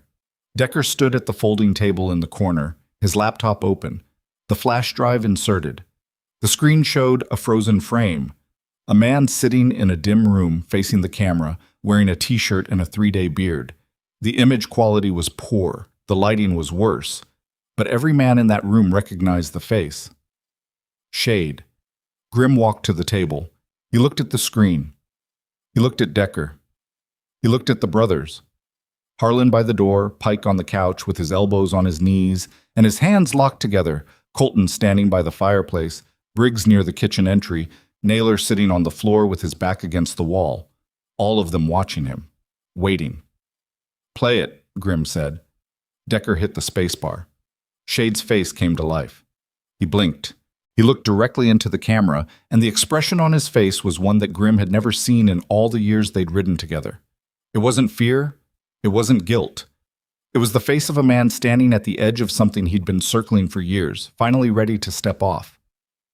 "If you're watching this," Shade said, "then something happened. Either I'm dead, or things got bad enough that someone found this drive. Either way, I'm sorry. I'm sorry I didn't tell you. I'm sorry I ran. And I'm sorry for what I'm about to say, because it's going to change how you see me, and it might change how you see each other." He paused. He rubbed his face with both hands. The camera shook slightly. He'd set it up on something unstable, a stack of books maybe, a shelf. "When I was working for Teague, I found his records. All of them. The land deals, the payments to Holt, the whole scheme. But that's not the part I couldn't live with." Shade leaned closer to the camera. His eyes were red. His jaw was tight. "Teague keeps files on people, leverage files, dirt he collects on anyone who might become a problem. And one of those files, one of the thickest ones he had, was on the Iron Ravens." The room didn't breathe. 22 years ago, before most of you patched in, the club was in a different place. Grimm, you remember. The founding brothers, Voss, Hendricks, Calloway. They were trying to build something legitimate, but they needed money. And the money came from a man named Teague. Shade's voice dropped. Victor Teague's father, Raymond Teague, he fronted the cash for the clubhouse property, for the garage, for the shop. All of it. And the terms were never written down. They were handshake terms. The kind of terms that look like generosity until you realize they're chains. Grimm's blood went cold. Not figuratively. He could feel the temperature drop inside his own veins. A physical sensation that started in his chest and spread outward to his hands, his face, the backs of his knees. Raymond Teague. The name was a ghost from a decade before Grimm had taken the presidency. A figure he'd heard mentioned only once by Hendricks, the club's original treasurer, in a conversation that had stopped the moment Grimm walked into the room. The founding brothers owed Raymond Teague a debt they couldn't repay, Shade continued. And when Raymond died, Victor inherited everything, including the debt, including the leverage, including a filing cabinet full of documents that prove the Iron Ravens' property, their garage, their entire legitimate operation, is built on money that was never clean. If Victor Teague decides to pull that thread, the club doesn't just lose its buildings, it loses its charter, its reputation, its freedom. Some of your brothers could face charges. Shade stopped talking. He looked away from the camera. When he looked back, his eyes were wet. That's why I left. Because I found out the truth about the foundation you built your lives on, and I couldn't figure out how to tell you without destroying everything, and I couldn't stay and pretend I didn't know. So I ran. I hid Claire and Lila in the one place I thought Teague wouldn't touch, one of his own buildings, because I thought if they were inside his world, he'd have no reason to look for them there. That was my insurance, my gamble. And if you're watching this, it means I lost. The video ended. The screen went dark. The room was silent except for the furnace and the wind outside and the sound of 9 men breathing who had just been told that the ground they were standing on had never been solid. Grimm didn't move. He stared at the dark screen. His hands were on the table, fingers spread, and they were trembling. Not with fear, not with anger, but with the seismic shock of a man who has just discovered that the thing he trusted most was built on a lie he was never given the chance to refuse. Pike was the first to speak. Is it true? Grimm turned to look at him, then at Decker, then at every man in the room, one by one, the way he always did before riding into something that couldn't be undone. I don't know, he said, but we're about to find out. And outside the locked gates, on the county road that didn't appear on most maps, the headlights of a black SUV with tinted windows went dark, and it sat there in the cold, engine idling, waiting. Nobody slept. Nobody pretended to. The main hall of the Iron Ravens clubhouse became a war room in the hours after Shade's video ended. Not because anyone declared it one, but because men who have been told the ground beneath them is hollow don't go to bed. They pace. They smoke. They stare at walls and replay every conversation they've ever had, searching for the seams they missed. Grimm stood at the window facing the front gates. The black SUV was still out there. He could see its outline against the tree line, a darker shape inside the darkness. Engine off now, just sitting, watching. Teague hadn't wasted any time. The meeting at the red line had been a probe, a handshake offered with a knife behind the back. And when Grimm had refused to fold, Teague had moved to the next step. Surveillance, pressure, the slow, patient constriction of a man who understood that fear was more effective than force, because fear worked around the clock and didn't need to be paid. "How long has it been there?" Pike asked. He was standing behind Grimm, looking over his shoulder through the glass. His voice was tight, the voice of a man holding himself together with the kind of effort that makes your teeth ache. "Since I got back. Maybe before. You want me to go out there?" "And do what?" Pike didn't answer. His jaw worked. His hands opened and closed at his sides. He wanted to do something. Anything. Because doing nothing while a threat sat 50 yards from the people he was supposed to protect felt like swallowing broken glass. "Go check on Lila," Grimm said. "Make sure she's asleep." "She's asleep. I checked 10 minutes ago." "Check again." Pike looked at him. Something moved between them. Not disagreement, not exactly, but the friction that comes when two men who trust each other are operating at different speeds. Pike wanted velocity. Grimm wanted precision. Both were right. Neither was enough. Pike went upstairs. Grimm turned from the window and walked to the folding table where Decker was still working. The flash drive's contents were spread across the laptop screen in a grid of folders, hundreds of files organized with the meticulous attention of a man who knew that someday someone would need to understand what he'd found and act on it quickly. Shade had been thorough, transaction records going back 12 years, property deeds with purchase prices that were 30 to 40% below market value, wire transfers to accounts that traced back to shell companies registered to names that didn't appear in any public directory. And the leverage files, the ones Shade had mentioned in the video, organized by name, each one containing enough personal and financial dirt to destroy whoever it documented. The Iron Ravens file was the thickest. Decker had been going through it line by line for the past 2 hours. His face had the gray, hollowed look of a man reading his own autopsy report. The prosthetic hand rested on the table beside the laptop, motionless. Even the unconscious flexing had stopped, as though the mechanical fingers had finally run out of things to reach for. "How bad?" Grimm asked. Decker didn't look up. The original loan from Raymond Teague was $68,000. That was in the year the club was founded. Hendricks and Calloway took it to buy the property and build the garage. No written contract, no interest terms, no repayment schedule. Just a handshake and an understanding. What kind of understanding? The kind where Raymond Teague could call in a favor anytime he wanted, and the club couldn't say no. There's a log here. Shade must have found it in Teague's files. A log of every favor Raymond collected over 12 years. Equipment storage. Vehicle transport. 3 instances of the club providing security for property transactions that were, let's call them aggressive. Nothing violent. But intimidation. Presence. The kind of thing that's not illegal on paper but looks terrible in a courtroom. And Victor inherited all of this. Victor inherited the debt, the log, and the leverage. Plus he added his own. He's been building on it for years. Look. Decker turned the laptop so Grimm could see the screen. A spreadsheet. Names, dates, dollar amounts. Every property Teague has acquired in the last 6 years, every one, there's a corresponding entry in this log that references the original Teague-Ravens arrangement. He's been using the club's name as a shadow threat. Not directly. Not with our knowledge. But in conversations with sellers, with tenants, with county officials. The implication is always the same. I have the Iron Ravens behind me, and you don't want to find out what that means. Grimm's hands gripped the edge of the table. His knuckles went white. He's been using us. He's been using the idea of us, the reputation, the leather and the patches and the image that people have of motorcycle clubs. He never needed to actually involve us. He just needed people to believe we were involved. And Shade found all of this. Shade found it, copied it, and ran.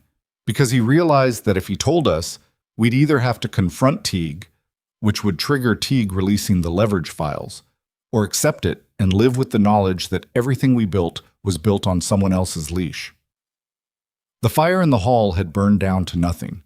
Nobody had added wood. The cold was creeping in from the edges of the room, from the windows and the floor and the gaps in the old farmhouse's bones. Grim stood at the table with the weight of 30 years of Brotherhood sitting on his shoulders, and for the first time since he'd taken the president's patch, he didn't know what to do. Then Harlan spoke. From across the room, from the chair by the door where he'd been sitting motionless for the past hour, watching and listening and saying nothing. When Harlan spoke, people listened, not because his words were wise or eloquent, but because their rarity gave them mass. Shade didn't hide this drive to protect Teague, Harlan said. He hid it to protect us, so we'd have it when we needed it. Grim looked at him. We need it now, Harlan said. Then he went quiet again, and the silence he left behind was different from the silence before. It had direction. Grim turned to Decker. How much of this is usable? All of it. If this goes to a state prosecutor or a federal investigator, Teague's done. Holt's done. The whole county machine is done. The transactions alone are enough for fraud charges. The leverage files add conspiracy. And the property scheme, using county resources for personal enrichment, that's corruption at the state level. And the Ravens? Decker hesitated. This was the fracture point. The place where the truth split into two roads that both led somewhere painful. The Ravens are implicated. The original loan, the favors, it's all documented. If this goes public, we'd face scrutiny. Maybe charges for the older stuff. Maybe not. Statute of limitations on most of it has passed. But the club's reputation takes a hit either way. So we hand over the drive and Teague goes down, but we go down with him. Partially, maybe. Or we keep the drive, use it as leverage, and nothing changes. That's the other option. Grim looked around the room. At Pike, who had come back downstairs and was standing at the bottom of the staircase with his arms crossed. At Colton and Briggs, side by side near the kitchen, their faces unreadable. At Naylor, Fenn, Marsh, Dawes, men who had given years of their lives to something they believed was built on honest ground, and were now discovering it wasn't. There's a third option, Grim said. Everyone looked at him. We give it to Teague's victims, the tenants he evicted, Sandra Vickers, the others. We give them the evidence and let them decide what to do with it. It's their fight more than ours. And if the blowback hits us, we take it, because that's what the patch is supposed to mean. The room was quiet for 3 full seconds. Then Pike said, I'm in. Then Harlan nodded. Then Decker, who looked like he wanted to argue but couldn't find a reason that outweighed the one Grim had just given. Then the others, one by one, the way men agree to something when the agreement costs them something real. Grim picked up his phone. First, we deal with the SUV. He dialed a number. It rang 4 times. Rena, it's Rowan Voss. I need you to do something, and I need you to do it in the next 12 hours. The social worker's voice was groggy. It was after 2 in the morning, but it sharpened fast. She'd been waiting for this call. She'd been building her own case against Teague for months, collecting complaints and documentation, running into the same walls at the county level, watching tenants lose their homes while the system that was supposed to protect them was being operated by the people taking them. She listened while Grim described the flash drive. She didn't interrupt. When he finished, she said one word. Copy? I'll have Decker make 3 copies and bring you one before dawn. The originals stay with us. I know a reporter at the state capitol, and I know an attorney in the AG's office who's been looking for exactly this kind of case. If the documentation is as thorough as you're describing, this moves fast. How fast? Once I make the calls? 48 hours. Maybe less. We might not have 48 hours. Then I'll make the calls now. Grim hung up. He looked at Decker. 3 copies. Now. Use the encrypted drives in the garage safe. Decker was already moving. The next 6 hours were the longest Grim had lived through since the night Shade disappeared. Decker made the copies.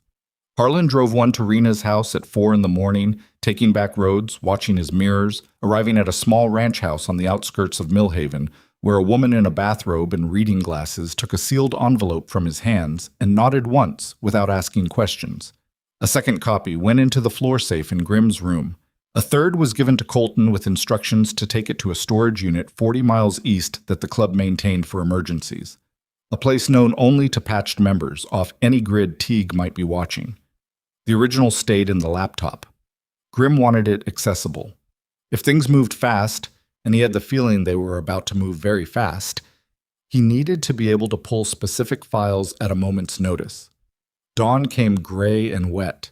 The snow had turned to freezing rain overnight, and the world outside the clubhouse windows looked like it had been coated in a layer of dirty glass. The SUV was gone from the county road. Grim didn't take comfort in its absence. Surveillance that you can see is surveillance that's being offered as a message. When it disappears, it's because the message has been received and the next phase is starting. Claire was awake at 7. She came downstairs slowly, the oxygen tank bumping against each step behind her, and found the main hall full of men who looked like they'd been punched in the same place at the same time. She looked at the laptop on the folding table. She looked at Grim's face. She looked at the flash drive. "What happened?" she asked. Grim told her. All of it. Not gently, not roughly, directly. The way you tell someone the truth when you respect them too much to edit it. He told her about the meeting with Teague, about the flash drive Lila had found, about Shade's video and the evidence and the original debt and the leverage and the plan to give it to Rena and the Attorney General's office. He told her while she sat at the kitchen table with her hands wrapped around a mug of tea she didn't drink, and he watched her face change as each piece of information landed. Not crumbling, not breaking, but rearranging, the way a landscape rearranges after an earthquake. The features are the same. The topography is different. When he finished, Claire was quiet for a long time. The oxygen tube hissed. The freezing rain tapped against the kitchen window. Somewhere in the house, Pike was making breakfast, and the smell of eggs and toast drifted through the hallway like a memory of normalcy. "He was protecting us," Claire said finally. Not a question. A conclusion reached after 7 years of asking a question that had no answer until now. "Yeah," Grim said. "The best way he knew how. By leaving. By making sure that if Teague ever came for you, there was a weapon pointed back at him." Claire looked at the table. Her thumb traced the rim of the mug. "He put us in that building on purpose. He put Lila and me inside the enemy's house so the enemy would never suspect we were the ones holding the key. That's what I think. And it worked. For 7 years. Until Teague decided to clear the building and we became inconvenient. Yeah. And now? Now Teague knows we have the drive. Or he suspects it. Which means the clock is running. How much time? Reyna says 48 hours to get the case to the AG's office. Once it's there, Teague can't touch it. But until then, he didn't finish the sentence. He didn't need to. Claire had survived enough to understand what until then meant. It meant the space between now and safety was filled with everything Teague had left to throw at them. The call came at 10 in the morning. Grim's phone. Unknown number. He answered in the garage alone, standing between the workbenches with freezing rain drumming on the metal roof above him. "Mr. Voss," Teague's voice, the same controlled, measured tone. But underneath it, something had shifted. A tightness that hadn't been there at the red line. The sound of a man whose timeline had just been compressed. "I'm aware that copies of certain materials have left your property. I want to impress upon you the seriousness of that decision. I heard you the first time, Teague. I don't think you did. Because if you had, you would understand that the people I work with don't negotiate timelines. They have 48 hours before those materials reach anyone with authority, and they intend to use every one of those hours to make sure that doesn't happen. Is that a threat? It's a schedule." The line went dead. Grim lowered the phone. His hand was steady. His heart was not. He walked back into the main hall and looked at every man in the room. "We've got 2 days," he said. "Maybe less. Teague's people are going to try to stop the evidence from reaching the AG. That means they're coming here. Or they're going after Rena, or both." "Rena's alone," Decker said. "Not anymore. Harlan, take Naylor and Fenn. Get to Rena's house. Stay there until I tell you otherwise. Anyone shows up who isn't her or her people, you call me." Harlan was moving before Grim finished the sentence. Naylor and Fenn followed. 3 sets of boots on hardwood, 3 jackets pulled from hooks, 3 engines firing in the freezing rain outside. They were gone in under 4 minutes. "The rest of us stay here," Grim said. "Claire and Lila don't leave this building. Nobody comes in through those gates without a patch, or my personal authorization. And if they don't come to the gates? Colton asked. If they come through the tree line, through the back acreage? Then we'll hear them. This property is 12 acres of frozen ground and dead leaves. You can't walk across it in January without sounding like a marching band. It was a good answer. It was also, as they would discover 11 hours later, wrong. The day crawled. Grimm spent it on the phone with Rena, who was working the contacts at the AG's office and had been told the earliest a formal intake could happen was the following afternoon. With Dr. Calder's office, where a nurse informed him that the preliminary review of Claire's records was underway, and the doctor would call with an assessment within 24 hours. With a lawyer named Reeves, an old contact of Decker's who handled civil rights cases and was willing to look at the eviction paperwork pro bono. Each call was another thread in a net that Grimm was trying to weave fast enough to catch a falling family before it hit the ground. Claire spent the day with Lila. They stayed in the kitchen, then moved to the main hall when the kitchen got cold. Claire sat on the couch with a blanket around her shoulders and her oxygen tank beside her, and Lila sat next to her with a book open on her lap, and neither of them read or talked much. They just sat. Close. The way people sit when proximity is the only comfort available. Pike stayed with them. He'd positioned himself between the couch and the front door. Not obviously, not theatrically, but in a way that placed his body in the direct path between Lila and anyone who might come through it. He didn't explain this. He didn't need to. The arrangement spoke in the language of men who had spent years learning to protect things they cared about with the only tool they trusted completely, themselves. At 9 o'clock that night, the power went out. It happened all at once. Every light in the clubhouse died. The furnace stopped. The refrigerator stopped humming. The oxygen concentrator beside Claire's couch let out a high-pitched alarm. 3 beeps, then silence, and switched to its battery backup with a sound like a mechanical gasp. "Nobody move," Grimm said into the darkness. His voice was calm. His blood was ice. The emergency generator was in the garage. It took 45 seconds to reach it, another 30 to start it, and another 60 for the power to cycle through the building. 2 minutes and 15 seconds of total darkness. In a normal situation, an inconvenience. In this situation, a window. Decker, generator, Pike. Stay with Claire and Lila. Colton, Briggs, Dawes, Marsh, windows. Every side of the building, now. Men moved in the dark, boots on hardwood. The sound of jackets being pulled tight, of hands finding walls and door frames and the shapes of furniture by memory. Grimm heard Decker's footsteps heading toward the garage.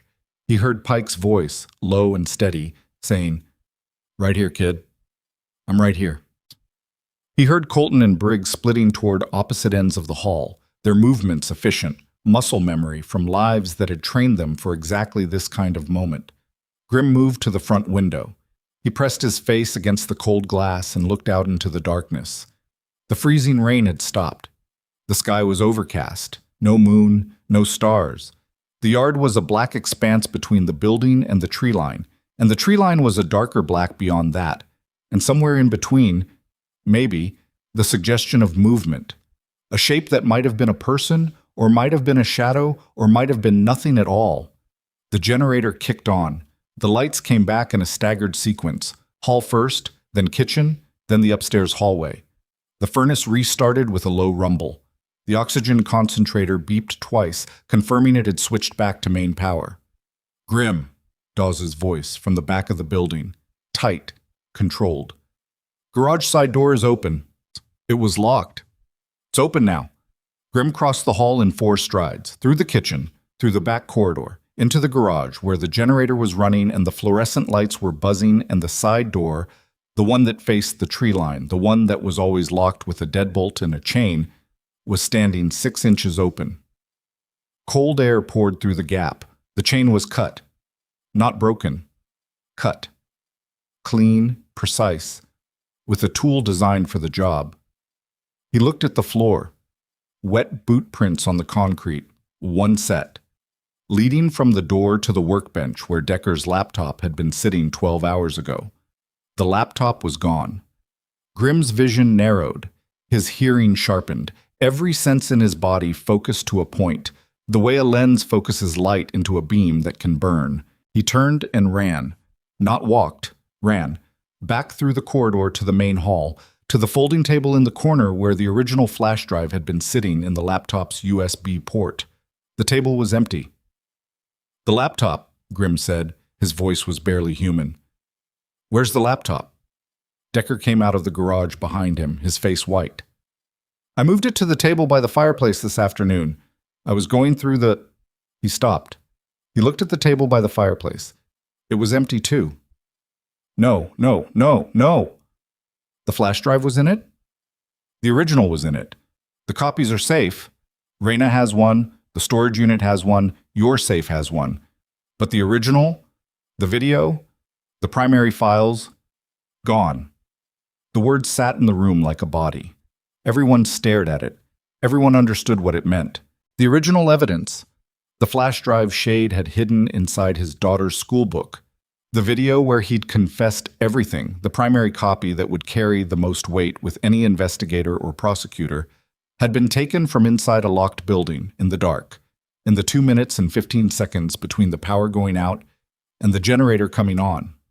Teague's people hadn't come through the gates. They hadn't come through the front door. They'd come through the tree line, through the frozen ground and dead leaves that Grimm had said would make them sound like a marching band, and they'd moved like ghosts. Professional. This wasn't a landlord's muscle. This wasn't county-level intimidation. This was someone with training, with resources, with the ability to cut a chain, enter a building, locate a specific device, and leave, all in under 3 minutes, in total darkness, without making a sound that 10 alert men in the same building could hear.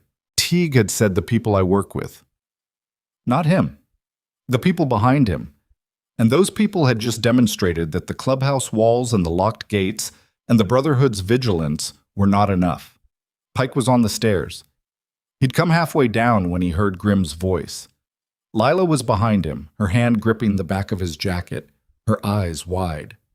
Claire was at the top of the stairs, leaning against the wall, the oxygen tube in her nose, her face the color of ash. "What happened?" Lila asked. Her voice was small, but steady. The steadiness of a child who had been through enough that one more crisis didn't break the scale. It just added weight to a load she'd been carrying since before she understood what carrying meant. Grimm looked up at her. At this 9-year-old girl who had walked into a diner and set all of this in motion, who had carried her father's note like a key and his hidden drive like a bomb, and had done it without knowing the shape of either, who was standing on a staircase in a building full of armed, frightened men, wearing shoes she never took off because she'd learned that being ready to run was more important than being comfortable. "Someone broke in," Grimm said. He didn't soften it. She deserved the truth. They took something important. "Dad's drive?" "Yeah." Lila's face didn't crumble. It went still. The kind of still that Grimm recognized from his own mirror on the worst mornings of his life. The expression of a person who has just been told that the last piece of protection they had is gone, and who is now recalculating everything without the luxury of time. "There were 2 drives," she said. The room stopped. Grimm's eyes locked onto hers. "What?" "Dad put 2 drives in the book. One in the front cover, one in the back. I only showed you the first one." She reached into the pocket of her jacket, the thin jacket, the one that wasn't warm enough, the one she'd been wearing since the day she walked into the diner, and pulled out a small black flash drive. She held it up in the light of the main hall, and it caught the fluorescent glow and threw a tiny reflection across the ceiling. "He always said keep the important things in 2 places," Lila said, "because people only look until they find one." Nobody moved. Nobody breathed. The generator hummed. The furnace cycled. The oxygen concentrator beeped its steady rhythm upstairs. And Grimm looked at a 9-year-old girl holding a dead man's final safeguard in her hand, and he understood, with a clarity that felt like being punched in the chest by something invisible and enormous, that Shade had planned for this. All of it. The discovery. The theft. The moment when everything seemed lost. He'd anticipated Teague's moves the way a chess player anticipates 6 turns ahead, and he'd placed his final piece not in a safe or a vault or a locked room, but in the pocket of the one person nobody would think to search. His daughter. Grim climbed 3 stairs. He knelt in front of Lila. He held out his hand. She placed the drive in his palm. It was warm from her body heat, the warmth of a child who had been carrying her father's war without knowing it, keeping it alive against her skin, the way a body keeps a heartbeat going through the coldest nights. "You did good, kid," Grim said. His voice broke on the last word. He didn't fix it. Some breaks are the truest sound a man can make. He stood. He turned to the room. The brothers were watching him with faces that held every emotion a human being can carry at once: fear, relief, rage, exhaustion, grief, determination. And underneath all of it, something that looked like the beginning of an ending. "Decker, call Rena. Tell her we have the backup original and it's coming to her tonight. Grim, if they got in once, they won't get a second chance. I'm taking it myself." Alone? Not alone. He looked at Pike, at Colton, at Briggs, Dawes, Marsh, at the men who had stood in the dark and felt the ground shift and were still standing. "Every bike we've got. Full formation. Lights on. Loud. Let them see us coming. Let them hear us coming. Let them know that the Iron Ravens are riding tonight, and anyone who gets in the way is going to learn why Shade trusted us with everything he had." Engines. The word traveled through the room like an electric current, and suddenly men were moving: jackets, boots, helmets, keys. The main hall emptied in under 2 minutes. Claire was helped back to her room by Marsh, who stayed at the door with his phone in his hand and his eyes on the hallway. Lila was placed in the room next to Claire's with a lock on the door and Dawes outside it, a 240-pound man who had once carried a wounded soldier 2 miles through hostile terrain and who sat in a wooden chair in the hallway with the patience of a man who understood that the most important battles were the ones fought by not moving. The garage doors opened. 7 Harleys rolled out into the freezing darkness, their headlights cutting through the rain like blades. Grim was at the front. The flash drive was in a zippered pocket inside his vest, against his chest, where he could feel it with every heartbeat. Pike rode on his right, Colton on his left, Briggs, Naylor, Fenn behind them. Decker rode tail, the treasurer, the bookkeeper, the man who had counted every dollar and every cost for 18 years, and was now counting something that couldn't be measured in numbers. They hit the county road at 60. The engines roared. The sound rolled across the frozen landscape like a living thing, enormous, angry, unignorable. Headlights reflected off the ice-coated trees and turned the road into a tunnel of light surrounded by darkness. They rode in tight formation, wheel to wheel, the way they'd ridden 1,000 times before, and the familiarity of it, the vibration, the wind, the absolute trust required to ride 6 inches from another man's handlebars at speed, was the only solid thing left in a world that had spent 4 days trying to dissolve beneath them. 20 miles to Rena's house, 20 miles of frozen road and dark sky, and the constant animal awareness that somewhere behind them, or ahead of them, or beside them, in a vehicle with tinted windows and occupants who could move through locked buildings like smoke, Teague's people were watching. They were 12 miles in when Grim saw the headlights. 2 vehicles, coming from the opposite direction. High beams, moving fast. They appeared around a curve in the road and bore down on the formation with the accelerating confidence of drivers who had been waiting for exactly this moment. "Hold formation!" Grim shouted into the wind. His voice was torn apart by speed and cold and engine noise, but the brothers heard it, not with their ears, but with the instinct that comes from riding together for years, the subconscious awareness of the lead rider's body language, the angle of his shoulders, the position of his head. The vehicles didn't slow down. They split, one to each side of the road, creating a corridor that the formation would have to pass through. It was a squeeze play, a message delivered in steel and velocity. The vehicles were close enough that Grim could feel the heat of the oncoming engine, close enough that the wind displacement rocked his handlebars and sent a shudder through the frame. They passed through. Nobody flinched. Nobody braked. 7 Harleys threaded the gap between 2 vehicles at 60 miles an hour on frozen asphalt, and the roar of their combined engines swallowed the roar of the vehicles behind them. And then they were through, and the road ahead was empty and dark. Pike pulled alongside Grim. His face was white. His eyes were wide. He shouted something that the wind took before it reached Grim's ears, but the look on his face said everything. "They know where we're going." Grim nodded. He knew. He'd known since the power went out. This was Teague's endgame. Not a single move, but a series of them, each one designed to compress the Brotherhood's options until the only choice left was surrender. The break-in, the theft, the vehicles on the road. Each one said the same thing: we are everywhere, and you are not enough. But Shade had been enough. One man, working alone, had built a weapon so thorough that it survived his own death by 5 years and could still bring down an empire of dirty money and county corruption. One man, and a flash drive and a 9-year-old girl with the courage to walk into a room full of strangers and ask for help. If Shade was enough, then his brothers were more than enough. They had to be. Because the alternative was a dying woman with no surgery, a child with no home, and a dead man's sacrifice rendered meaningless. 8 miles to Rena's house. Grim opened the throttle. The Road King surged forward. Behind him, the formation matched his speed, and the sound of 7 Harleys at full throttle on a frozen back road in the middle of the night was a sound that carried for miles.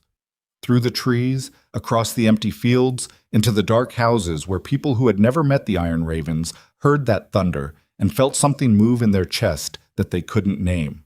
At Rena's house, Harlan was standing on the porch. Naylor and Fenn were at the corners of the building, visible, deliberate, their presence a perimeter that didn't need to be explained. The lights were on inside. Rena opened the door before Grim reached the steps. He pulled the flash drive from his vest and held it out. Rena took it. Her hands were steady. Her eyes were not. "This is the backup original," Grim said. "Everything that was on the first drive, including the video. My contact at the AG's office is expecting the files at 9 tomorrow morning. I can have these uploaded and encrypted within the hour." "Do it now." "And Rena, once it's uploaded, once it's in their system, is there any way to pull it back?" "No. Once it's in the state's intake system, it's evidence. It can't be deleted, recalled, or suppressed without a court order." "Then get it in the system tonight." Rena looked at him, then at the men standing behind him, their bikes idling in her driveway, their breath making clouds in the cold, their faces carrying the weight of a fight they hadn't asked for but had accepted the moment. A 9-year-old girl whispered, "My dad had the same one." "Give me 20 minutes," she said, and she closed the door. Grim turned to face the road. The dark. The cold. The invisible watchers who were out there somewhere, calculating, deciding whether to push harder or pull back. His phone rang. "Teague." Grim answered. He didn't speak. He just listened. "Mr. Voss." Teague's voice was different now. The control was still there, but it was thinner, stretched, the sound of a man whose timeline had just shrunk again. "I'm told you're at the social worker's house. I'm told you brought the entire club. I want you to understand that this can still end without consequences. Return the materials. Walk away. Let the Mercer situation resolve itself through normal channels. No one needs to be hurt." Grim looked at the closed door. Behind it, Rena was uploading files that would end Victor Teague's world. In 20 minutes, everything Shade had died protecting would be beyond anyone's reach. "You're too late," Grim said. Silence. 3 seconds. 4. 5. "That," Teague said, and for the first time his voice carried something raw, something uncontrolled, something that sounded like the cracking of a mask worn for so long. The man behind it had forgotten what his own face looked like. "Is a very dangerous thing to say to me." The line went dead. Grim lowered the phone. He looked at Pike, at Colton, at Decker and Briggs and the others, at Harlan on the porch, at the night itself, vast and cold and filled with the sound of idling engines and the weight of a promise that had started with a dead man's note and was about to become something no one could take back. "Nobody leaves," Grim said. "We stay until it's done." Inside the house, a progress bar moved across a screen. 40%, 50, 60. And on the road leading to Rena's house, the headlights of 3 vehicles appeared in the distance, moving fast, growing brighter with every second. The headlights grew. 3 sets. Staggered. Moving with the coordinated precision of vehicles that had been dispatched from the same location at the same time and were maintaining formation the way people maintain formation when they've done this before. Grim watched them from the edge of Rena's driveway, standing between his road king and the porch steps, and he counted the seconds between their appearance on the curve and their arrival at the property line the way a man counts the seconds between lightning and thunder. Not to calculate distance, but to calculate how much time he has left before the world changes. "Harlan," Grim said without turning around. "How many inside?" Harlan moved to the porch window and looked through it. "Rena's at the computer. 70%. 70%. The progress bar was crawling. Each percentage point was a lifetime. Grim could feel the math pressing against the inside of his skull. If the vehicles maintained speed, they'd reach the driveway in under 2 minutes. If the upload maintained pace, it needed at least 5 more. 3 minutes of gap. 3 minutes where everything they'd fought for existed in the space between a progress bar and a set of headlights. "Formation," Grim said. The word came out flat and hard. A stone dropped onto concrete. Across the driveway. Bikes and bodies. Nothing gets past us. The brothers moved. Not fast. Not slow. With the deliberate economy of men who understood that the next 90 seconds were going to determine whether the last 4 days meant anything. They rolled their bikes into a line across the mouth of the driveway. 7 Harleys, fender to fender, engines still running, headlights pointed outward into the dark road. Then they stood in front of them. 7 men in leather vests, shoulder to shoulder, their breath turning to fog in the frozen air, their hands at their sides, their faces carrying the expression that comes when a man has decided what he's willing to lose and has made peace with the price. Pike was shaking. Not from cold. From the adrenaline that was flooding his bloodstream and had nowhere to go because he was standing still instead of running, and standing still when every nerve in your body is screaming at you to move is one of the hardest things a human being can do. He clenched his fists, unclenched them, clenched them again. His jaw was locked so tight that the muscles in his temples stood out like cables. "Easy," Grim said, not looking at him, looking at the headlights. "Breathe." "I'm breathing." "Breathe slower." The vehicles reached the property line and stopped. All 3 of them. They sat on the road with their headlights blazing into the driveway, illuminating the line of bikes and the line of men behind them in a harsh white wash that turned everything flat and shadowless, like a photograph taken with too much flash. For 10 seconds, nothing moved. The engines on the road idled. The engines in the driveway idled. 2 walls of sound facing each other across 40 feet of frozen gravel. A door opened on the lead vehicle. A man stepped out. Not Teague. Someone else. Tall, heavy through the shoulders, wearing a dark coat and gloves, and the posture of a man who was accustomed to being the largest person in any room he entered. He walked to the front of the vehicle and stood in the headlight's glare, and his shadow stretched behind him all the way to the second vehicle like a stain on the road. "Mr. Voss." The voice was unfamiliar, deep, unhurried. The voice of someone who had been sent to deliver a message and didn't particularly care whether the recipient liked it. "My employer would like the materials returned. This is the last time that request will be made politely." Grim didn't move. "Your employer's about 12 hours too late for polite." "I'm authorized to offer compensation. The medical bills, the surgery, housing, a clean start for the Mercer family, all of it handled, in exchange for the drive and every copy. That offer expired when your people broke into my house and stole from us while a 9-year-old girl was sleeping upstairs." The man in the headlights shifted his weight. A micro-adjustment. The kind a body makes when the script it was given doesn't match the conversation it's having. He glanced back at the vehicle behind him. A quick look, a check-in with whoever was sitting in the back seat making decisions, and then turned forward again. "Mr. Voss, I respect what you're doing. I do. But you need to understand that the people behind me don't share that respect. If I drive away without those materials, what comes next isn't a conversation. It's not a negotiation. It's a consequence. And it won't land on you. It'll land on the people you're standing here trying to protect." The driveway was quiet, except for engines and wind and the sound of 7 men breathing in the cold. Grim looked at the man in the headlights. He looked at the vehicles behind him. He looked at the road and the darkness beyond and the sky that was just barely beginning to lighten at the eastern edge. Not dawn yet, but the suggestion of dawn, the faintest gray pushing against the black like a whisper against a shout. Then Grim heard the sound. from inside the house. Rena's voice. One word, shouted through the closed front door with the force of a woman who had spent months hitting walls and had just broken through the last one. Done! The upload was complete. The files, every transaction, every property deed, every payment to Holt's office, every leverage file, Shade's video confession, all of it, were in the State Attorney General's intake system. Encrypted, logged, irretrievable. Beyond the reach of Victor Teague, Bernard Holt, and every associate, enforcer, and county functionary who had spent years building a machine designed to turn other people's homes into other people's money. Grimm felt something shift inside his chest. Not relief. Relief would come later, if it came at all. This was something more structural, like a load-bearing wall that had been straining under impossible weight for days, finally transferring that weight to a foundation that could hold it. He looked at the man in the headlights. "It's done," he said. "Whatever you came here to stop, it's already stopped.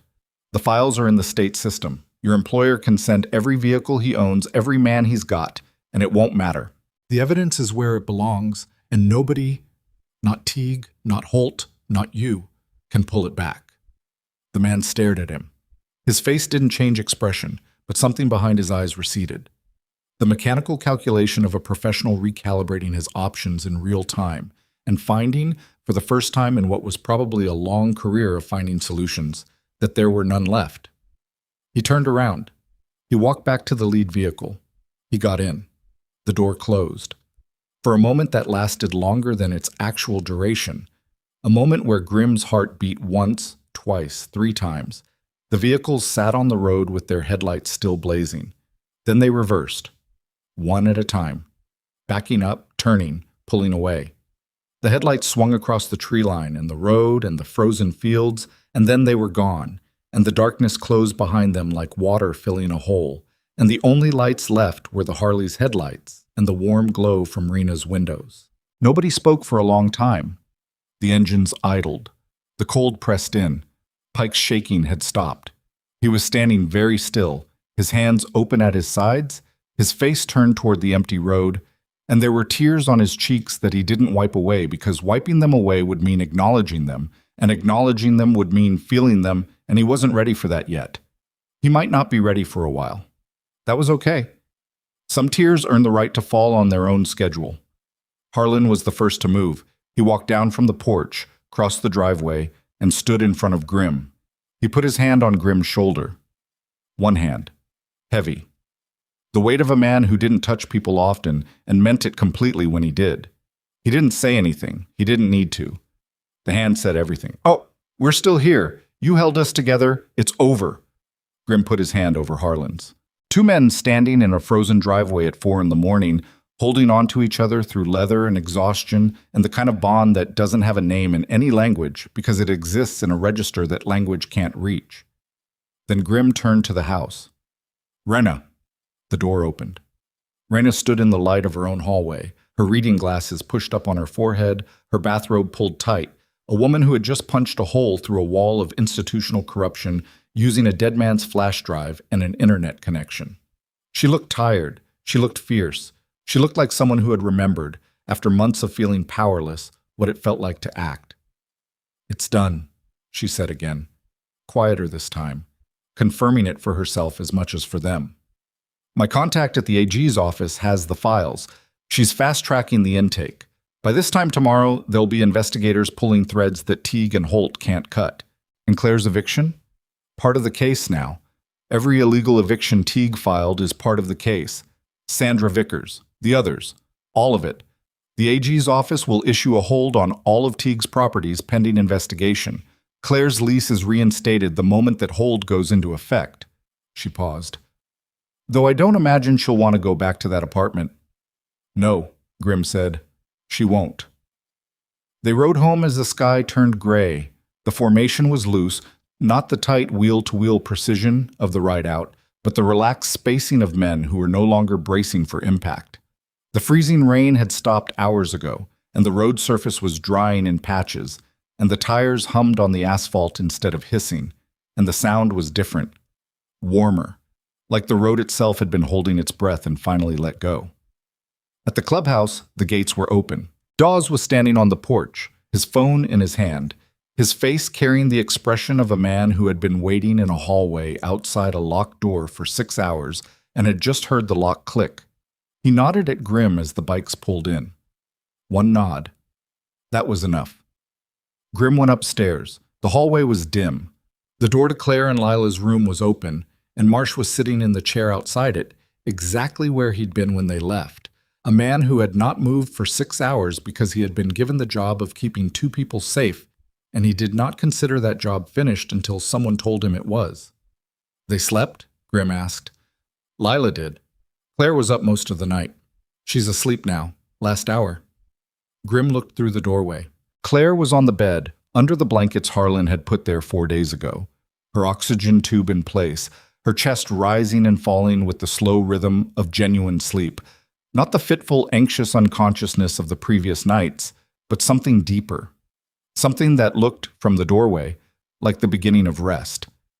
Lila was beside her, still wearing her shoes, but her hand wasn't gripping Claire's arm the way it had been every other night.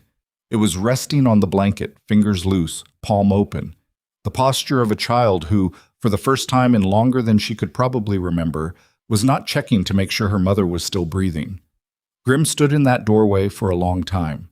Then he went to his own room, sat on the edge of his bed, and fell asleep sitting up, his boots still on, his vest still zipped, the way men sleep when they've been running on nothing, and the nothing finally runs out. The weeks that followed moved at 2 speeds. The legal machinery moved fast. The Attorney General's office opened a formal investigation within 72 hours of receiving the files. Investigators arrived in Mill Haven on a Tuesday morning, and by Wednesday afternoon, Bernard Holt had resigned from the county commissioner's office, citing personal reasons in a statement that was 3 sentences long and convinced no one. Victor Teague was served with a civil complaint on Thursday. The complaint was 37 pages long and named 17 separate transactions involving fraudulent property acquisition, misuse of county resources, and conspiracy to defraud tenants of their legal protections. By the end of the month, Teague's assets were frozen, his properties were under a judicial hold, and his attorney was negotiating terms that would keep him out of a courtroom in exchange for cooperation that would put Holt and 3 county officials in front of a grand jury. The Iron Raven's involvement in the original debt to Raymond Teague was examined, disclosed, and ultimately set aside. The statute of limitations on the founding-era transactions had expired years ago, and the current Brotherhood's cooperation with the investigation, providing the evidence, facilitating witness contacts, opening their own records for review, was noted favorably in the AG's preliminary findings. The club's reputation took a hit. Some people in town looked at the Raven patches differently for a while, but the hit landed on a foundation that had already been rebuilt, not on the borrowed money and handshake compromises of the founding era, but on the decision Grim and his brothers had made in the main hall on a frozen night, to hand over the truth and accept whatever came with it. That was the fast timeline. The slow timeline was Claire. Dr. Calder reviewed the medical records and called Grim on a Friday afternoon, 6 days after the standoff at Rena's house. Her voice was careful, clinical, the voice of a woman who delivered difficult assessments for a living and had learned that the delivery mattered almost as much as the content. "She's a candidate," Calder said. "Barely. Her pulmonary function is at 23%, which is at the lower edge of what I'd consider operable. The risks are significant. Post-operative complications are probable. Recovery will be long and uncertain, but if we don't operate, her trajectory is clear, and it ends in one place." "When?" "I can schedule her for 3 weeks from now. That gives us time for preoperative preparation and allows her to stabilize as much as possible." The cost: $187,000. That includes the procedure, post-op ICU, and 12 weeks of outpatient rehabilitation. $187,000. Grim hung up the phone and stood in the garage. The same garage where Decker had told him about Teague at 4 in the morning, the same garage where someone had cut a chain and stolen a laptop in the dark. And he looked at the oil-stained concrete floor and did the math he already knew by heart. The club had $11,000 in operating funds. The brothers' personal contributions, pooled, might reach another $20,000. Rena had connected Claire with a medical assistance program that could cover a portion, but the application process took months and Claire didn't have months. She had weeks. The money came from places Grimm didn't expect. It started with Patty, the waitress from the diner on Route 18. She heard what happened, the way everyone in small towns hears what happened, through the network of gas stations, grocery stores, and conversations held over engine hoods. And she organized a collection. Not a fundraiser, not a campaign, a collection. The kind where a mason jar sits on a counter with a name written on a piece of tape, and people put money in it because the name means something to them. Patty's jar filled in 3 days. She brought it to the clubhouse in a paper bag, and when Decker counted it, there was $4,200 in cash and a handwritten note that said, "From the regulars. Tell her to get better." Then the mechanics who used the Ravens shop started contributing. Then the parts suppliers. Then people Grimm had never met. Friends of friends, acquaintances of acquaintances.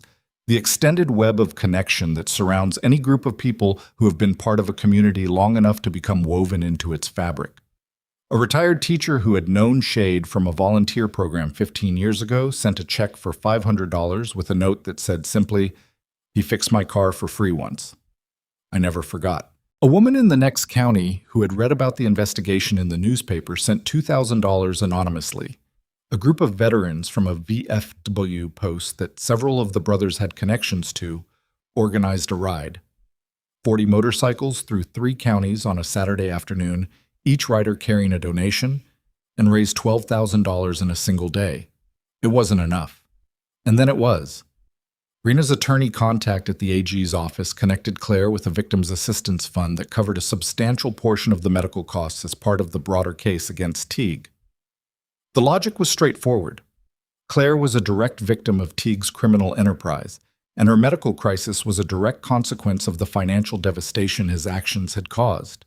The fund covered $109,000. Between the community contributions, the Brotherhood's funds, and the victim's assistance, the full amount was reached on a Wednesday evening in February, and when Decker called Grimm with the final number, his voice cracked on the word covered, and neither of them mentioned it afterward. The surgery was scheduled for a Monday.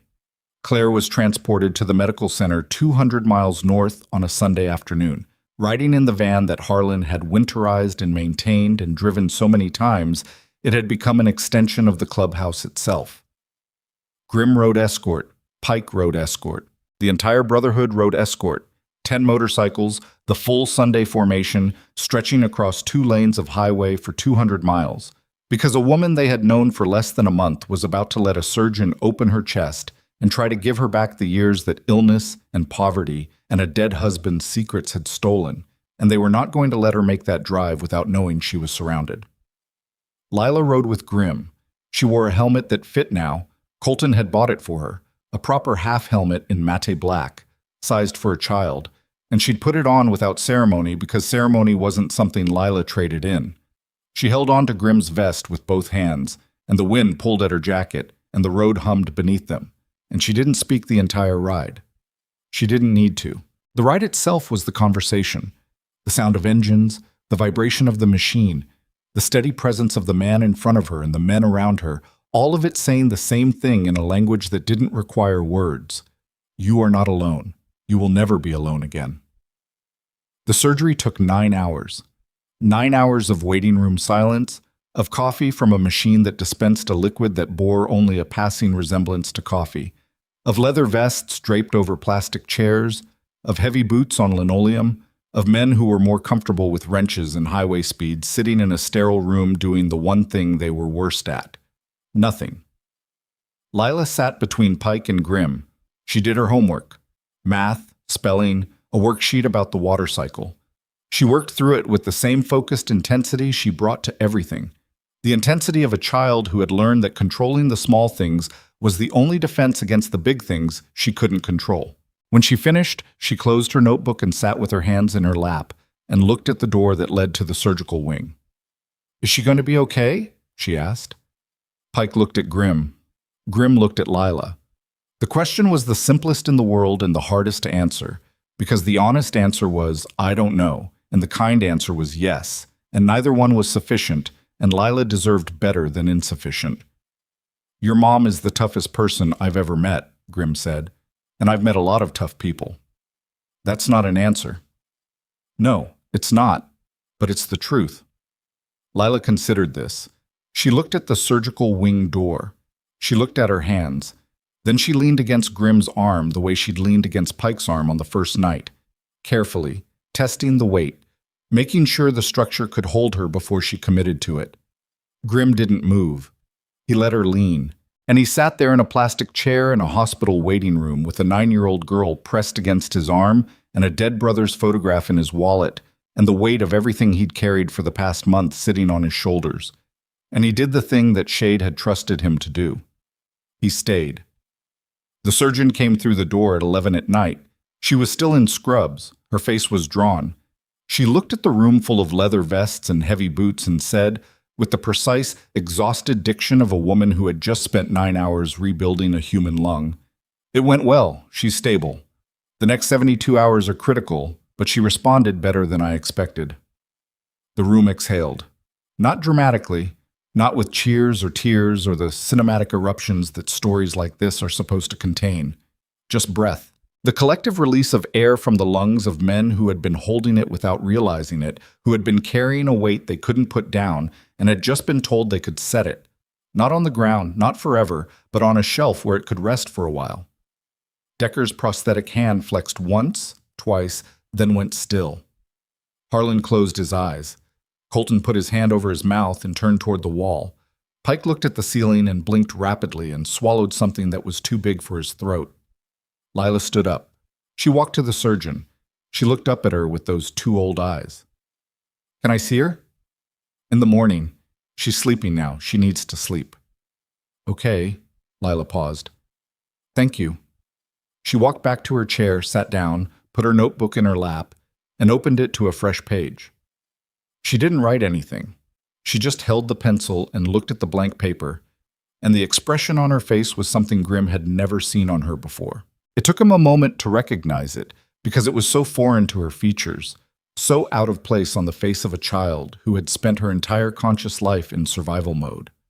It was peace, not happiness. Peace was quieter than happiness, and deeper and harder to earn.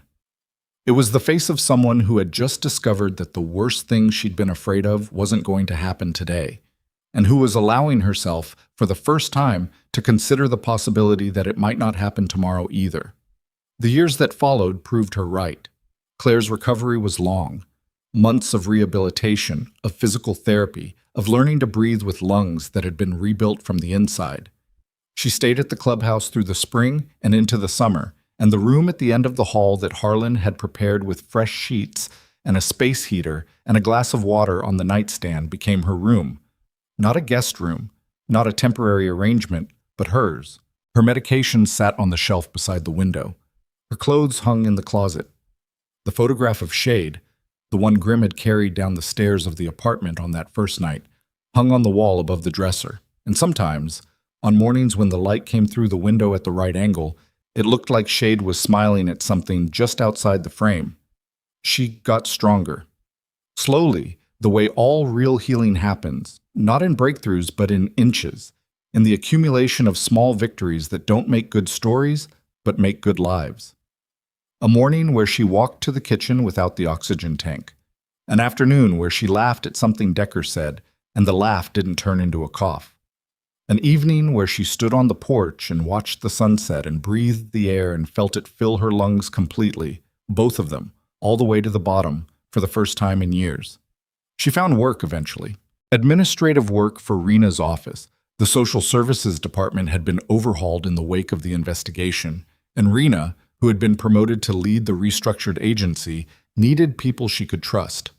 Claire was good at it, organized, meticulous. The skills she'd developed keeping herself and her daughter alive on nothing translated seamlessly into the work of keeping a system running for people who had no one else. Lila grew up at the clubhouse. Not entirely. She had school, she had friends, she had the normal architecture of a childhood that was finally allowed to be normal, but the clubhouse was her center of gravity, the place she came home to, the place where Pike helped her with homework that got progressively harder as the years passed, until the day she was helping him instead, and neither of them acknowledged the shift because acknowledging it would have made Pike feel old and Lila feel responsible. The place where Harlan taught her how engines worked, not by explaining but by handing her tools and standing nearby while she figured it out. The way he'd learned everything. Through silence and patience and the faith that understanding would come if you gave it enough room. The place where Colton built her a workbench of her own in the garage, and Briggs gave her his old set of precision instruments, and Dawes taught her to change a tire in under 4 minutes, and Marsh kept the kitchen stocked with the foods she liked and never asked who ate the last of the peanut butter because he already knew. She became, over the years, an extraordinary motorcycle mechanic. Not just competent, gifted.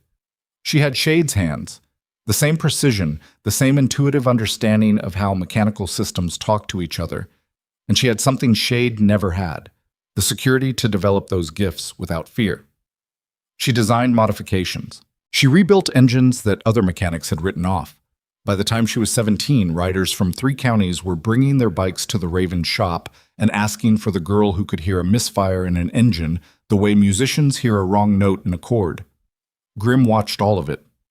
From a distance that got shorter every year, through a lens that was no longer clouded by the question of why Shade had left. Because the answer had been answered, and the grief had been grieved, and what remained was not the wound but the scar, and scars, unlike wounds, don't bleed. They just remind you of what you survived. He got old, not dramatically. The way all men get old who have spent their lives outdoors and in motion. The gray deepening, the joints stiffening, the mornings getting slower while the evenings stayed long. He still rode, every Sunday. The diner on Route 18 had a new sign now. Someone had put up letters that spelled Haven in blue paint, which wasn't the original name but was the one that stuck. And the table in the back was still pushed together, and the coffee was still burnt, and the men around the table still laughed at jokes that weren't funny because the laughter was never about the jokes. It was about being there. It was about the Sunday ritual that had survived everything. War, loss, betrayal, revelation, a dead man's secrets, a living child's courage, and still held. On the last Sunday that Rowan Grimm Voss sat at that table, the autumn light coming through the diner window turned the coffee cups gold, and the men around him, older now, some of them new, all of them patched, were telling stories about rides they'd taken and engines they'd saved and whether they'd survived. Grimm listened. He drank his coffee. He didn't say much. His hands were wrapped around the mug the way they'd always been, enormous, scarred, holding something fragile. And his eyes had the same weight behind them, the same fracture lines running underneath the laughter, but the fractures were different now. They weren't breaks. They were the places where light got in. He passed quietly that winter. In his room at the clubhouse. In the bed he'd slept in for 30 years. Claire found him in the morning, still and calm, his vest draped over the chair beside the bed, the photograph of him and Shade still in the wallet on the nightstand. The funeral was a ride. Hundreds of motorcycles, not just Ravens, riders from every club, every shop, every stretch of highway where Grimm's name meant something, which turned out to be most of them. They rode from the clubhouse to the diner on Route 18, a procession that stretched so far back that the last riders couldn't hear the first ones, and the sound of it, the collective thunder of hundreds of engines moving at the same speed through the same cold air, carried across the county like something ancient and necessary, like the sound the earth would make if it could mourn. Lila stood at the front. She was 23. Her hands were steady. Her eyes were dry. Not because she wasn't grieving, but because she'd learned a long time ago that grief and composure could occupy the same body without one canceling the other. She wore a leather jacket, not a vest. She'd never taken a patch, never formally joined the Brotherhood. But the jacket had a raven embroidered on the back that Harlan had sewn himself by hand, with the same meticulous care he brought to every engine he'd ever rebuilt. She looked at the line of motorcycles stretching down Route 18 toward the horizon. She looked at the diner where she'd walked in at 9 years old with a dead man's note in her pocket and nothing left to lose. She looked at Pike, who was standing beside her with gray in his hair and lines around his eyes, and the same flinch at loud noises that he'd carried since before she was born. And she looked at Decker, one hand real and one hand mechanical, both of them steady. And she looked at Harlan, who met her eyes and nodded once. She thought about her father, not the ghost, not the mystery, the man who had loved her enough to hide her and brave enough to leave her a key and wise enough to know that the men he trusted would become the family she needed. She thought about Grimm, who had taken that trust and carried it for years without complaint and without recognition and without ever once making her feel like an obligation instead of a daughter. She thought about the note, the 3 lines on a worn piece of paper that had brought her to this place, to these people, to this life that was built not on blood, but on something harder and rare and more permanent. A choice, made over and over, every day, by men who didn't have to. She stepped forward. She put her hand on the seat of Grimm's Road King, the same battered machine he'd ridden the night he came for her and her mother, the same bike she'd clung to with 2 small hands and a too big helmet on a frozen night that felt like 1,000 years ago.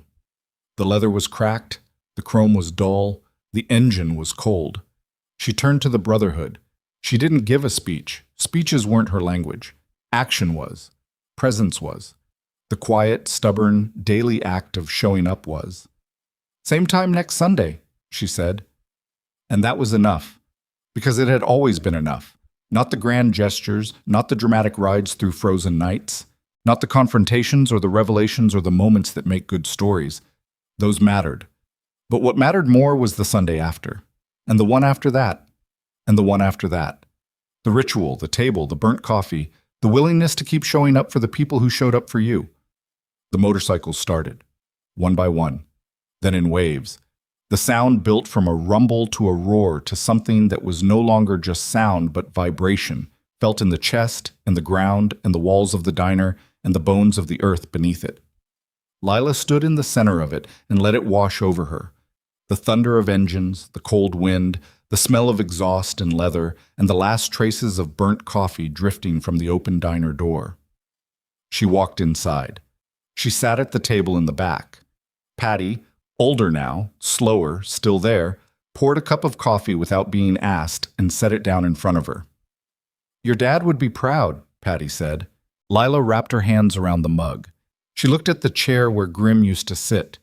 She looked at the window where the light was doing that gold thing again. "He'd be here," Lila said. "That's the same thing." The diner settled into its Sunday quiet. Outside, the last of the motorcycles faded into the distance, their sound carrying across the hills and the frozen fields and the roads that connected this place to every other place where the Iron Ravens had ever ridden. The neon sign in the window flickered its dying orange pulse. The coffee got cold. The light moved across the table and touched the place where a 9-year-old girl had once unfolded a piece of paper and changed everything. And somewhere in the sound of those engines, in the hum of the road and the rhythm of the ride and the silence between heartbeats, a man named Shade, who had loved too much and trusted too hard and made the only choices he could see, finally rested. Not because the world had become kind. It hadn't, but because the people he'd left behind had become enough.